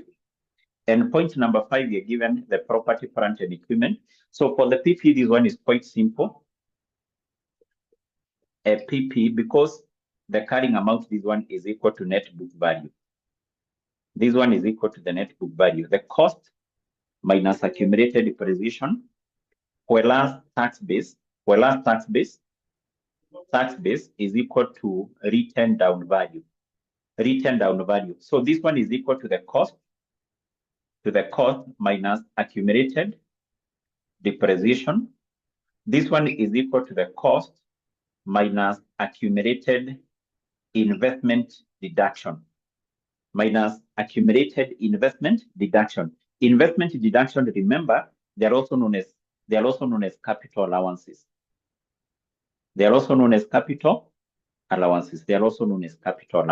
Sasa, yes. So what are we told in note number 5? We are told property, plant, and equipment has a carrying amount of 48 and a tax base of 4,000. So we have the carrying amount 48 and the tax base of what? Of 4,000. And then you're told in the last sentence, some landed buildings were revalued upward by 2,000 during the year. So I'll be able to explain how we deal with that revaluation gain, but we don't capture it here. What we capture here is the carrying amount and the tax base. I'll be able to explain how we use that word. We use that revaluation gain. Sasa, yes, but let's first of all get the difference. This minus that will give us positive 800, which is a taxable temporary difference. And then finally, note number 6. Note number 6, we have intangible assets.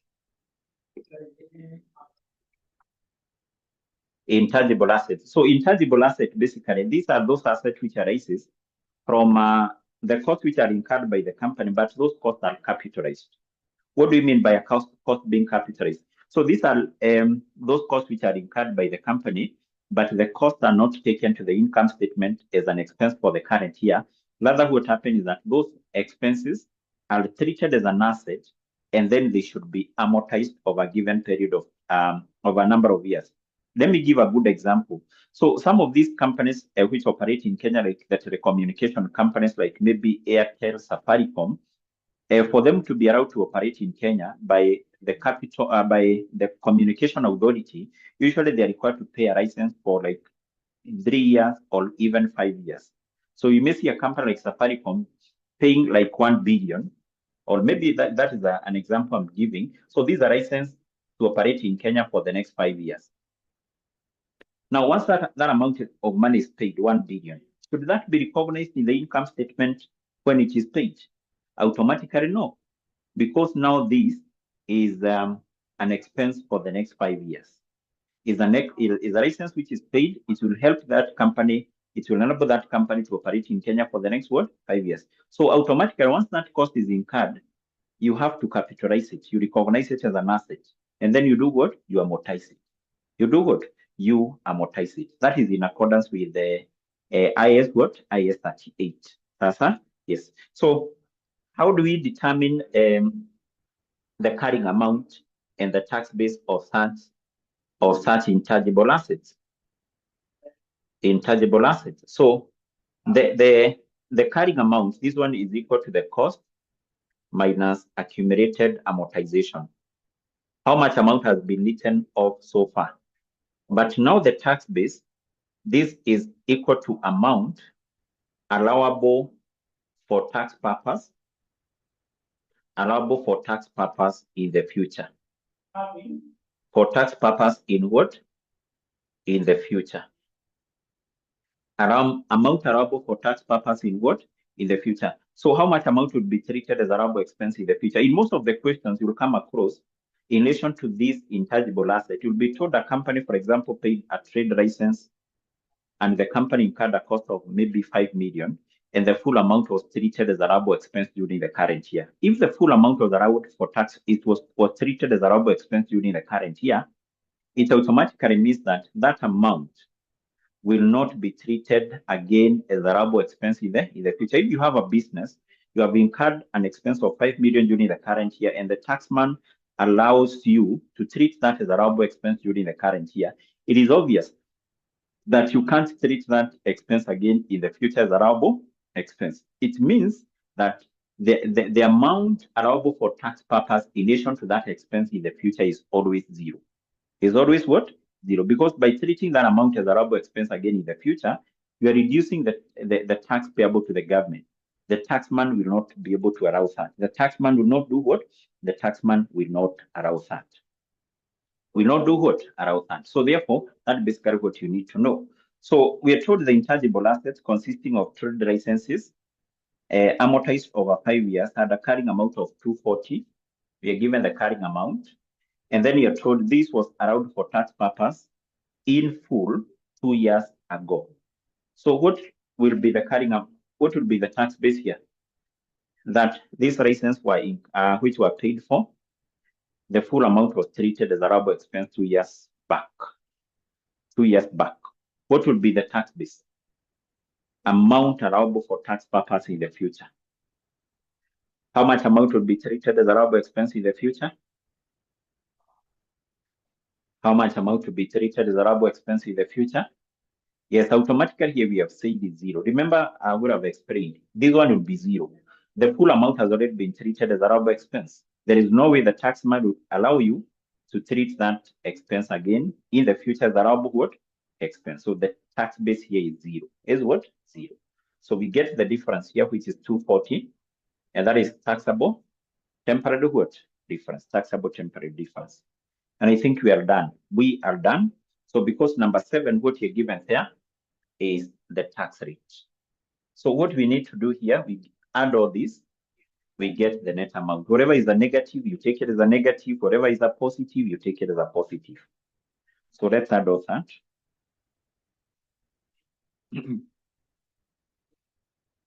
Let's add all that. Let's add all that.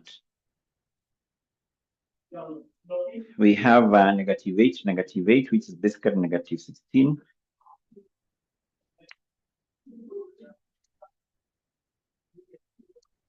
Yes, I'm told this one will give us 1064. 1064. And that being a positive, this one is known as the net taxable temporary difference. The net taxable temporary difference. Net taxable temporary difference.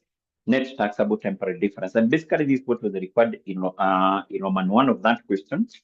This is basically what was being required. This is what was required there.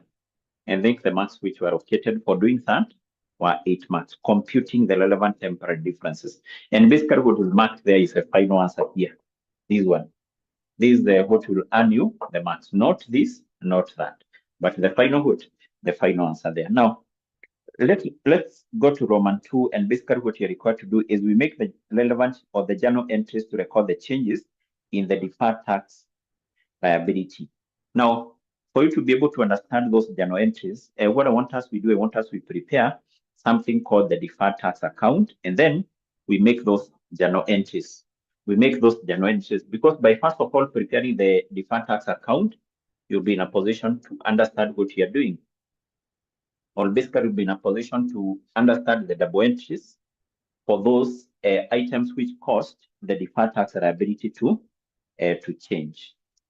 So we first of all prepare the deferred tax liability, the deferred, actually you can just refer to this as the deferred tax account. We just refer to it as the deferred tax account. Deferred tax account, the deferred tax account. Now, in this deferred tax account, we always start by recording the deferred tax liability at the start of the year. Remember, this is a ledger account. This is the credit side. This is basically the debit side. This is the debit side. And we start by recording what you're given in Roman 1. Let's go back, not Roman 1, rather, paragraph 1. In paragraph 1 of that question, paragraph 1, we are told Mafuta Limited had a deferred tax liability at the start of the year of 40 million. 40 million. So in that case, we are told our company at the start of the year had a deferred tax what? liability. So that being a deferred tax liability, the opening balance will be a credit balance because that is a liability. All the liabilities we know, they have a credit opening balance. So the deferred tax liability at the start was 400 million. Yes, 400 million, not 40, 400 million. And then we also know that at the end of the year, we have this one. We have a net taxable temporary difference. Now, who can be able to remind us? This taxable temporary difference, it gives rise to what? Does it give rise to deferred tax asset? Does it give rise to a deferred tax liability? A net taxable temporary difference. It gives rise to what? To deferred tax liability, deferred tax asset. Yes, this one gives rise to something called a deferred tax asset. Sorry, deferred tax liability, not asset. So how do we compute the deferred tax liability? We take the taxable temporary difference. Remember this formula which I've given you. To compute the deferred tax liability, we take the taxable temporary difference times what? Times the tax rate. Times the tax rate. So in our case, we will take what? This one, which is 1064 million, times the tax rate, which is given in note number 7, and that is 30%. 30%. So this will give us the deferred tax liability of how much at the end of the year? A deferred tax liability of how much at the end of the year? Deferred tax liability of 319.2 million. 319.2. Now, this being a deferred tax liability, where do we record it? Within our account. In our account, and remember this is the balance at the end of the year. So we record it on this side. We record it on this what? Side. And this basically will be the balance carried down. That is that 319.2. Why are we recording it on this side, on the debit side? The reason why we record it on this side is because once we have balanced our account, we usually have balance carried down, and then we bring it down. So this one will be brought down on the direct opposite side, and we know all liabilities, they have a credit balance. What we consider, what we take to the trial balance is the balance brought down, not carried down. Yes. But equally, we had a deferred tax asset. At the end of the year, we record the balance carried down there. So, yes. Now, after doing that, I think there are two other items we need to consider here. Two other items we need to consider here in relation to note number 1 and also in relation to note number 5. So this is something I think we have not discussed, but maybe I can just give a note here.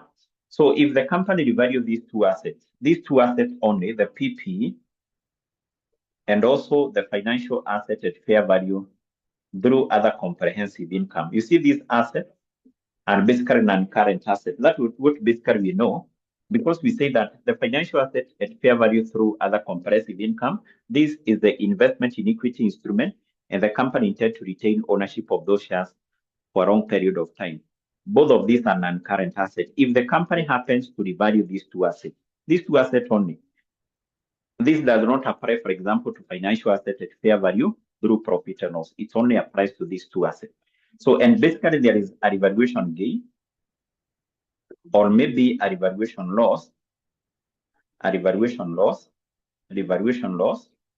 then we need to compute something called a deferred tax. Now, in relation to this revaluation gain, we compute something called the deferred tax expense.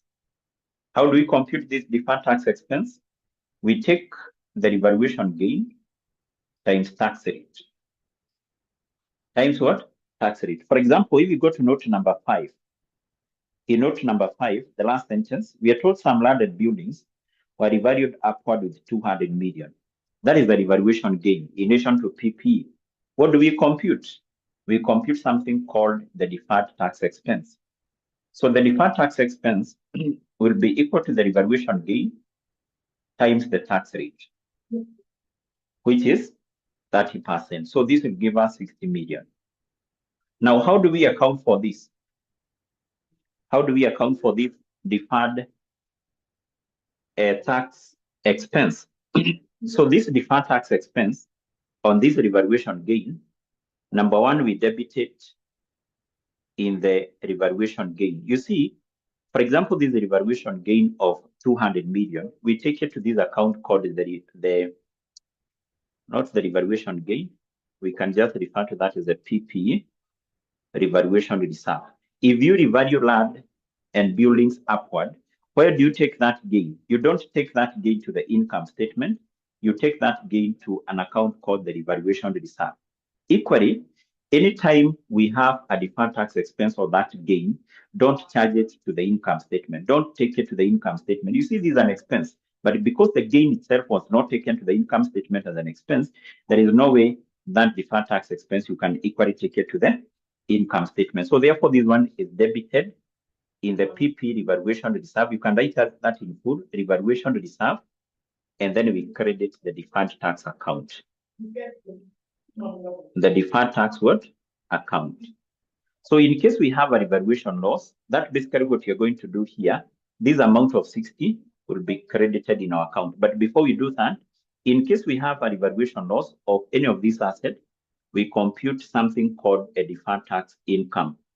So this deferred tax income is equal to the revaluation loss times the tax rate. How do we account for this deferred tax income? We reverse this. So we debit the deferred tax account, deferred tax account, and then we credit the PP revaluation what? Reserve. Yes, we credit the PP revaluation reserve. So let's account for this amount of 60, which is the deferred tax expense on the revaluation gain. And we are saying that that one will be credited in this account. So the other entry will be in the PP revaluation reserve, an amount of how much? 60 million. 60 million. 60 million. 60 million. Then also record in note number one. In note number one, we have something called available for sale financial asset. Now, that available for sale financial asset, I've said currently that is what is known as financial asset at fair value through profit and loss. Now, in relation to this financial asset, as per note number one, recall we were told that there was a revaluation loss. That financial asset resulted that it was revalued and there was a loss of 8 million. So what do we compute in relation to that loss? We compute something called the deferred tax income. Deferred tax what? Income. How do we compute the deferred tax income? We take the loss as per note number one, which is 8M times the tax rate, which is how much? 30%, and that will give us 2.4 million. Now that 2.4, how do we account for that? We debit the deferred tax account. We debit the deferred tax account, and then we credit the revaluation reserve account. So therefore, this account here basically will be debited. This account will be debited.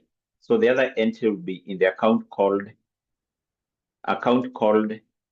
maybe you can just use this name, financial asset at fair value through other comprehensive income revaluation reserve. Make sure you write that in full for your revision purpose with an amount of 2.4. With an amount of 2.4. And I think in our case we are done. So then what we do, we balance this account, the deferred tax account. So the balancing figure on this side is not a balance carried down because we already have balance carried down, but the balancing figure is taken to the income statement. If it is on this side, it is known as a deferred tax expense. If on that side, if the balancing figure is on this side, still it will be taken to the income statement and is known as a deferred tax income. Is known as a deferred tax what? Income. Yes. So I think whatever you have on the credit side is more. So this is the 460. 460. So we have a balancing figure on the debit side, which will be a deferred tax income. So how much will be the deferred tax income? 460 minus 2.4 minus 319.2. 319.2. Yes, and I'm getting 138 point what? 0.4. 0.4. Yes. Now, but is that what the examiner was requiring? No, that is not what the examiner was requiring. But basically, the examiner was requiring we make the journal entries for those items which caused the deferred tax liability to change. You can see the deferred tax liability at the start was 400. At the end, it's reduced. So what caused that particular change is all these items, this value, this one, and this one. So we just need to make journal entries. Journal entries are like the double entries. So maybe you can start with this because we already have the journal entry for some of these. So this one is what? This amount of 60. That is the deferred tax expense. The deferred tax expense on PPE revaluation gain. Deferred tax expense on PPE revaluation gain. So basically, Steve have said the balancing figure, you take it to the income statement. The balancing figure, you take it to the income statement. I've said, because we already have the balance carried down here, the balancing figure will not be another balance carried down. The balancing figure will be taken to the income statement. That's that, because we already have carried down there. I hope that is clear, Steve. So let's make the double entry for this, which you have said will be, in this account, you can see it is credited. So the debit entry will be in which account? It is in the PP revaluation reserve, but make sure you write that in full with an amount of 60 million. Then this account is credited. So we credit the deferred tax account. Deferred tax account with how much? With 60 million. And in our case, we have already explained what we are accounting for here. So these are deferred tax expense on PP revaluation gain. So that is the deferred tax expense on PP revaluation gain. So then we can also make a journal entry for this. So that is the deferred tax on, that is and this is what? This I've said is deferred tax expense. Yes. So this one is the deferred tax income. Deferred tax income on financial assets at fair value through other comprehensive income. Yes, deferred tax income on financial assets at fair value through other comprehensive income. So the double entry for that, you can see these accounts is debited. So we have debited the deferred tax account. We have debited the deferred tax account with 2.4 million. And then we have credited this account, the account called the financial asset at fair value through other comprehensive income revaluation reserve account with the 2.4. With the 2.4. Finally, we need to make a journal entry for this. The deferred tax income. Number 3, deferred tax income for the year. The deferred tax income for the year. The deferred tax income for what? For the year. So the deferred tax income for the year, deferred tax income for the year. So what is the double entry for this? This one you can see in this account is debited. Remember, we always start with the account to be debited. So we have debited that in the deferred tax account, an amount of 138.4 million. 4 million. Then in this case, who can tell us which account are we going to credit? Having debited that account, which account are we going to credit? Which account are we going to credit here? Who can tell us? Which account are we going to credit? Which account are we going to credit? Which account are we going to credit? The narration here should guide you. The narration here should guide you. The other entry is in which other account? Yes, purchase. That is, the other narration is in the income statement. The other narration, the other entry that is will be in the income what statement. So we credit the income statement with 138.4 million.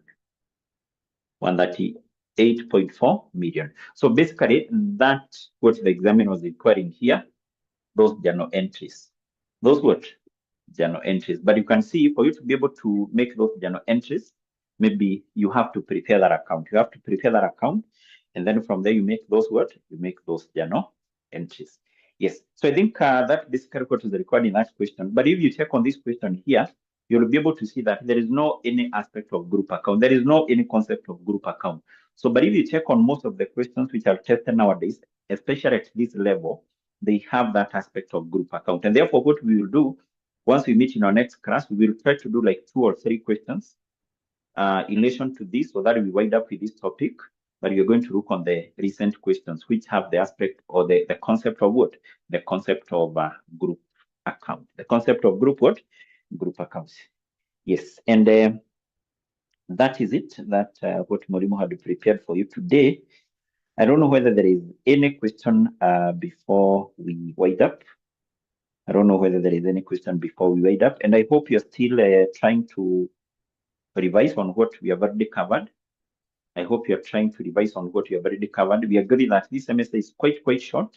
So you need to start revising as early as possible. Don't wait for next month, because right now I think we have like 1 month and some few days for you to be able to sit for that exam. So you need to start revising as early as now. Once we are done with a certain topic, go back to that topic, check on the questions you have done, and also maybe attempt more questions, because we may not be having that enough time for revision. So you need to start revising as early as now. So, yes, don't keep the notes that once we are done with the topic, you keep those notes waiting for next month. No, don't do that.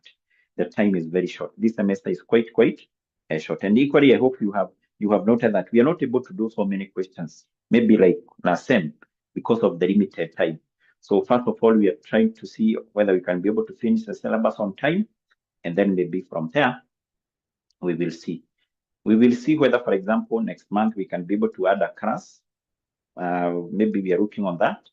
Maybe, for example, whether we can be able to add 1 class per week from next month, maybe for revision. Even if, for example, we will not be done with the syllabus, we want maybe like to have like 2 classes for revision, and maybe 2 classes maybe to cover what may be remaining. Sasa, yes, maybe you're trying to look on the possibility of that. So, but that is something we will be able to work on maybe from next month of November. But basically, for today, I want us to stop at that particular point. We stop at that point. We continue from there on Saturday as we wind up on this topic. So have a good night. See you on Saturday as we finish on this topic.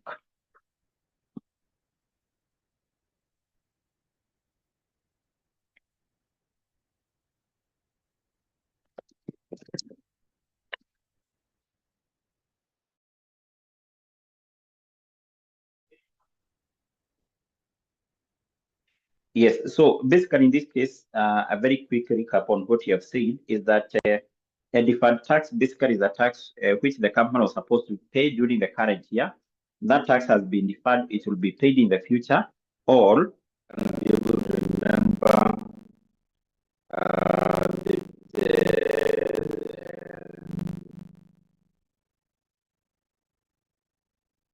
the paper where we left. I can see somebody has written something here.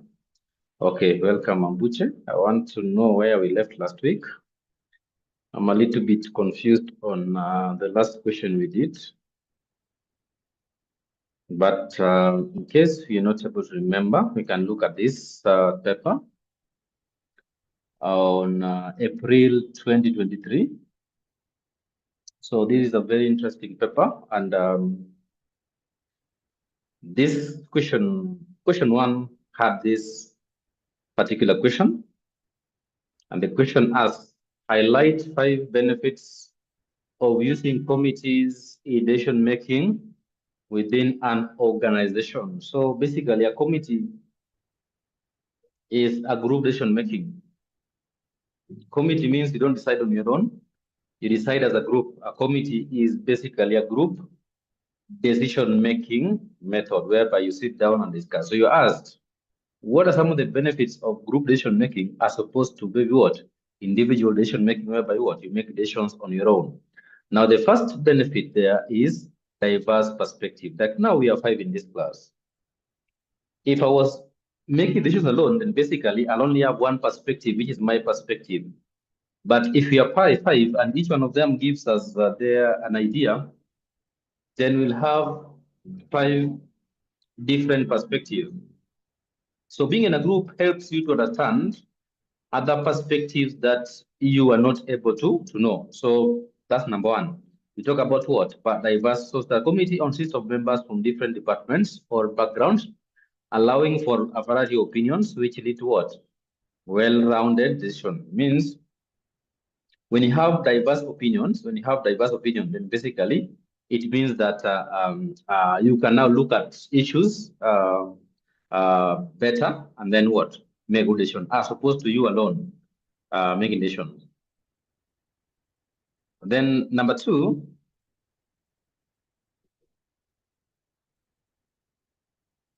is improved accuracy. Why? Because you make decision what? Collaboratively. You can never go wrong with a group.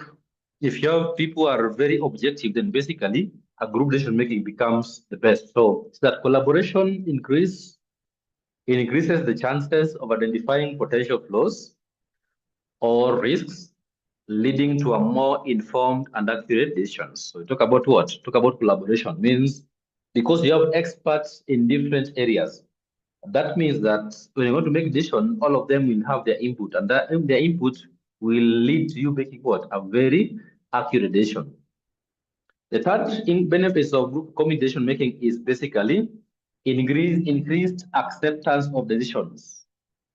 If I make decision alone and then I go to a group of people and tell them that this is what I've decided, they'll ask me, you decide as who? But when I say that this is what we decided, like for example, this is what we've decided like as a country, but this is what Kenyans have decided, you will rarely refuse that decision. This is what we have decided as a class, as a company. So basically, when group decisions are made in terms of a group, then basically its acceptability rate is higher than what decision make at individual level. Number 4 is what? Pooling of experts. Sometimes we make what we call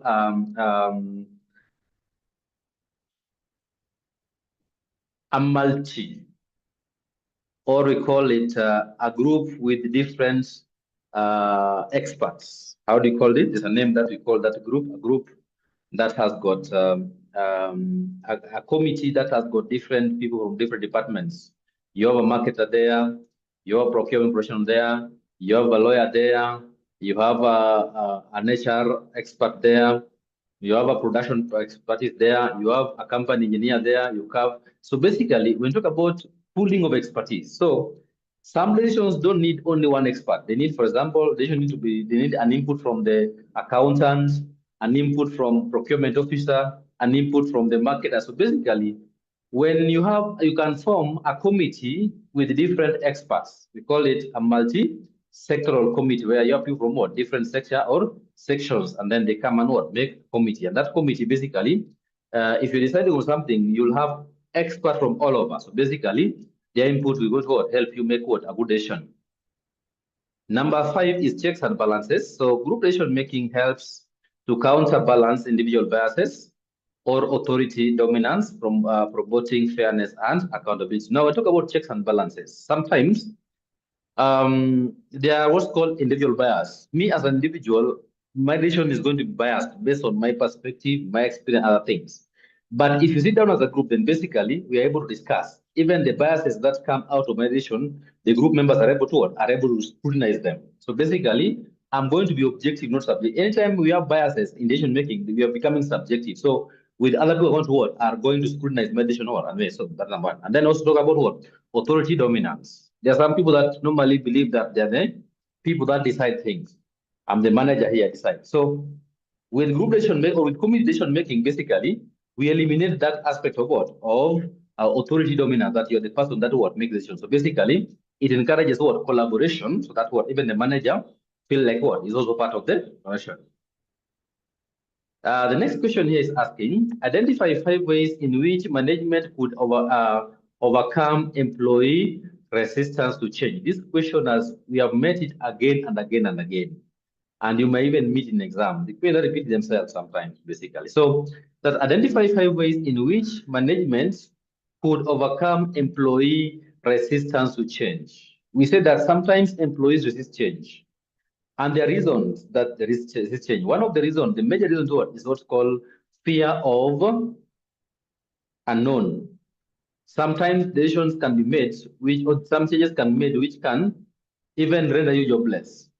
Some of them can lead to your job being taken away. Some can lead to your salary going down. So some can lead to a lot of things. Some can lead to relocation. You'll be used to Nairobi.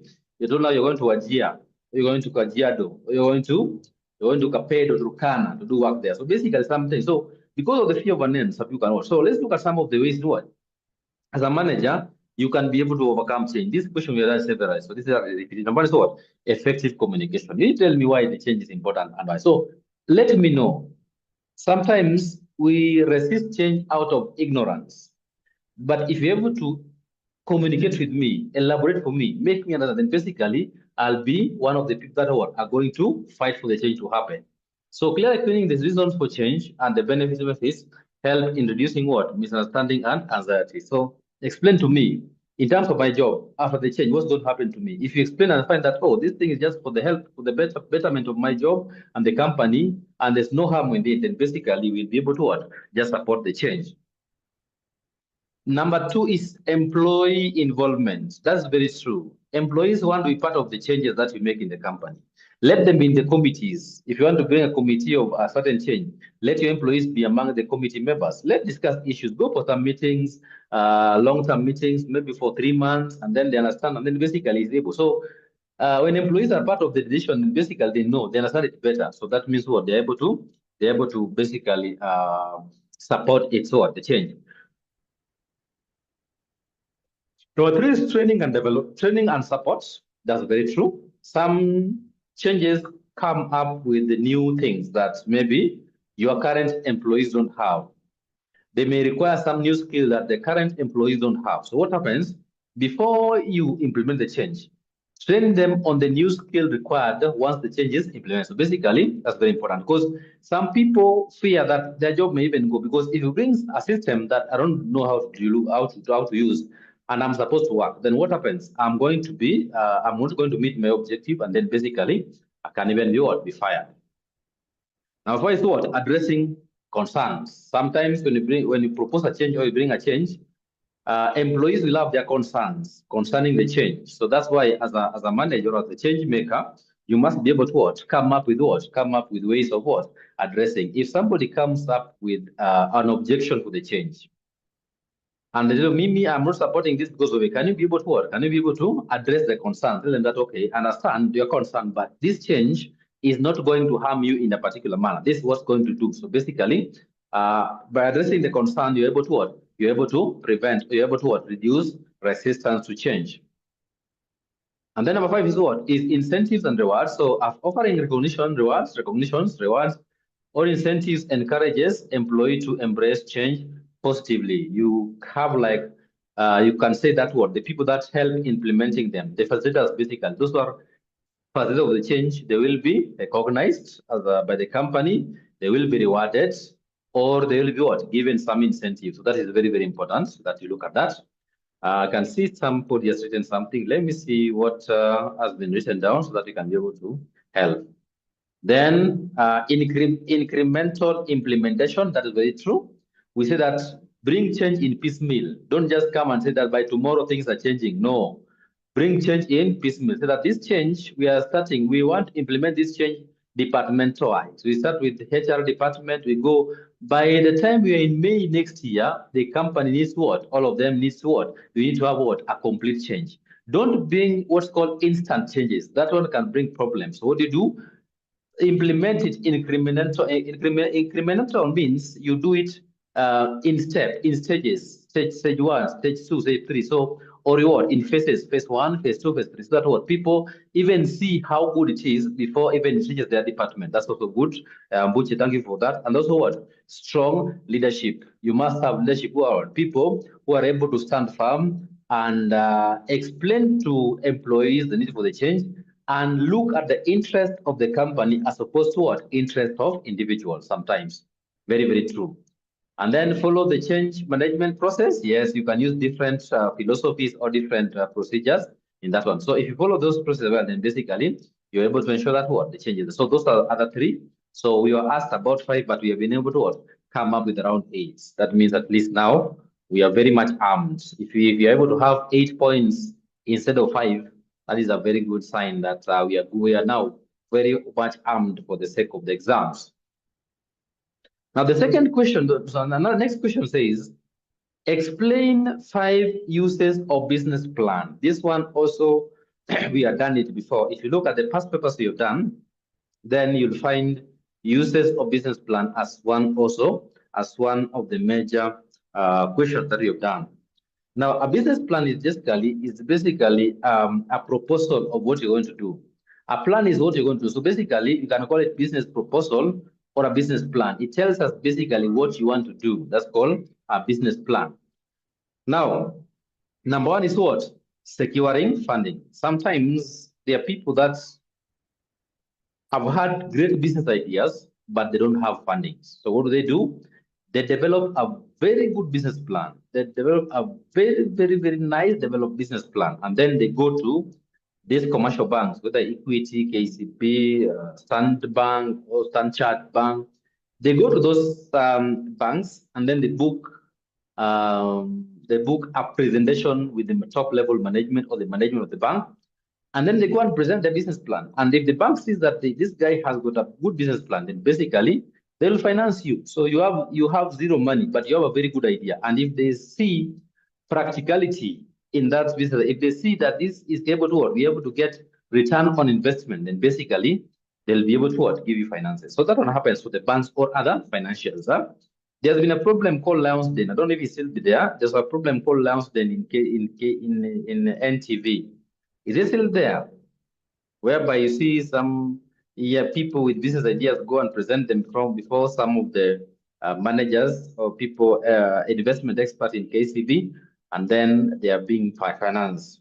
Then in the global perspective, we used to have something called Shark Tank, whereby even Donald Trump used to be a panelist there. Those people with a lot of money. So you go there, present your idea, and then they say that, okay, we are giving you money, but we want to have 40% stake in your business, but the finance. So basically, those are aspects. Now, number 2 is what? Guiding business operation. Anytime you have a plan, when you talk about this is my plan for the day, then you have to work with the plan. So basically, a business plan will guide business operation because everything you do it as per the document business plan. So basically, you're able to ensure that what your operations are guided. So it serves as a roadmap outlining goals, strategies, and timelines which guide daily and long-term decision making. So basically, you don't work against things, you work as per the business plan. And then number 3 is risk measurement. Sorry, performance measurements. That's very true. Means in your business plan, you even have what's called projections, cash flow, projected cash flows. You have projected profits, projected balance sheet, and all. So basically, with those projections, if you do business in the first year, you can compare with what you had projected in the business plan and see whether you're moving in the right direction, or if you miss it, why did you miss it, basically. And then our 4 is what? Risk management. So in the business plan also, you must have something called risk management plan. Business plan has got several sections. You have the introduction part, bibliography or the summary. We have the business plan, financial plan, management plan, operation plan, financial plan. And so basically, we talk about risk and even risk management plan. So in your business plan, you must also be able to predict some of the risks you're likely to face in the business. Because if you go to present to these banks concerning a business, they'll ask you, what are some of the risks that you identified and how are you going to deal with them in case they come? If we finance you and then these risks come out. So basically, you must have what? A risk management plan, so that what? Any risk that may come, you already have a way in which what you want to deal with it. Number 5 is what? Is attracting strategic partners. There are people that can come on board in your business to even finance you because of what? They see you have a very practical and a very, very innovative business plan. So they want to be part of it. So basically, some people have been able to get partners to partner with them because of what? Out of the good business plan they've been able to what? They've been able to have. That is very, very important or very, very important. Now, question 2. Question 2 is asking, summarize 5 responsibilities of a project manager. Today, you are a project manager. And last week we said that we were doing a questionnaire I think it was on Thursday, where we said that what are the advantages of taking tasks given to you as a project? So anytime you're given an assignment to do, look at it as a project. And if you look at it that way, then basically you'll be able to what? You'll be able to perform better. Now, let's look at this question. Summarize 5 responsibilities of project manager. You'll be given a project. You see that a project is a temporary endeavor with an objective and a starting date and an end date, basically. Now, a project manager, number 1 is what? Planning and scheduling. You have to plan for the project, and schedule means you have to say what is supposed to be done today. You schedule your activities. So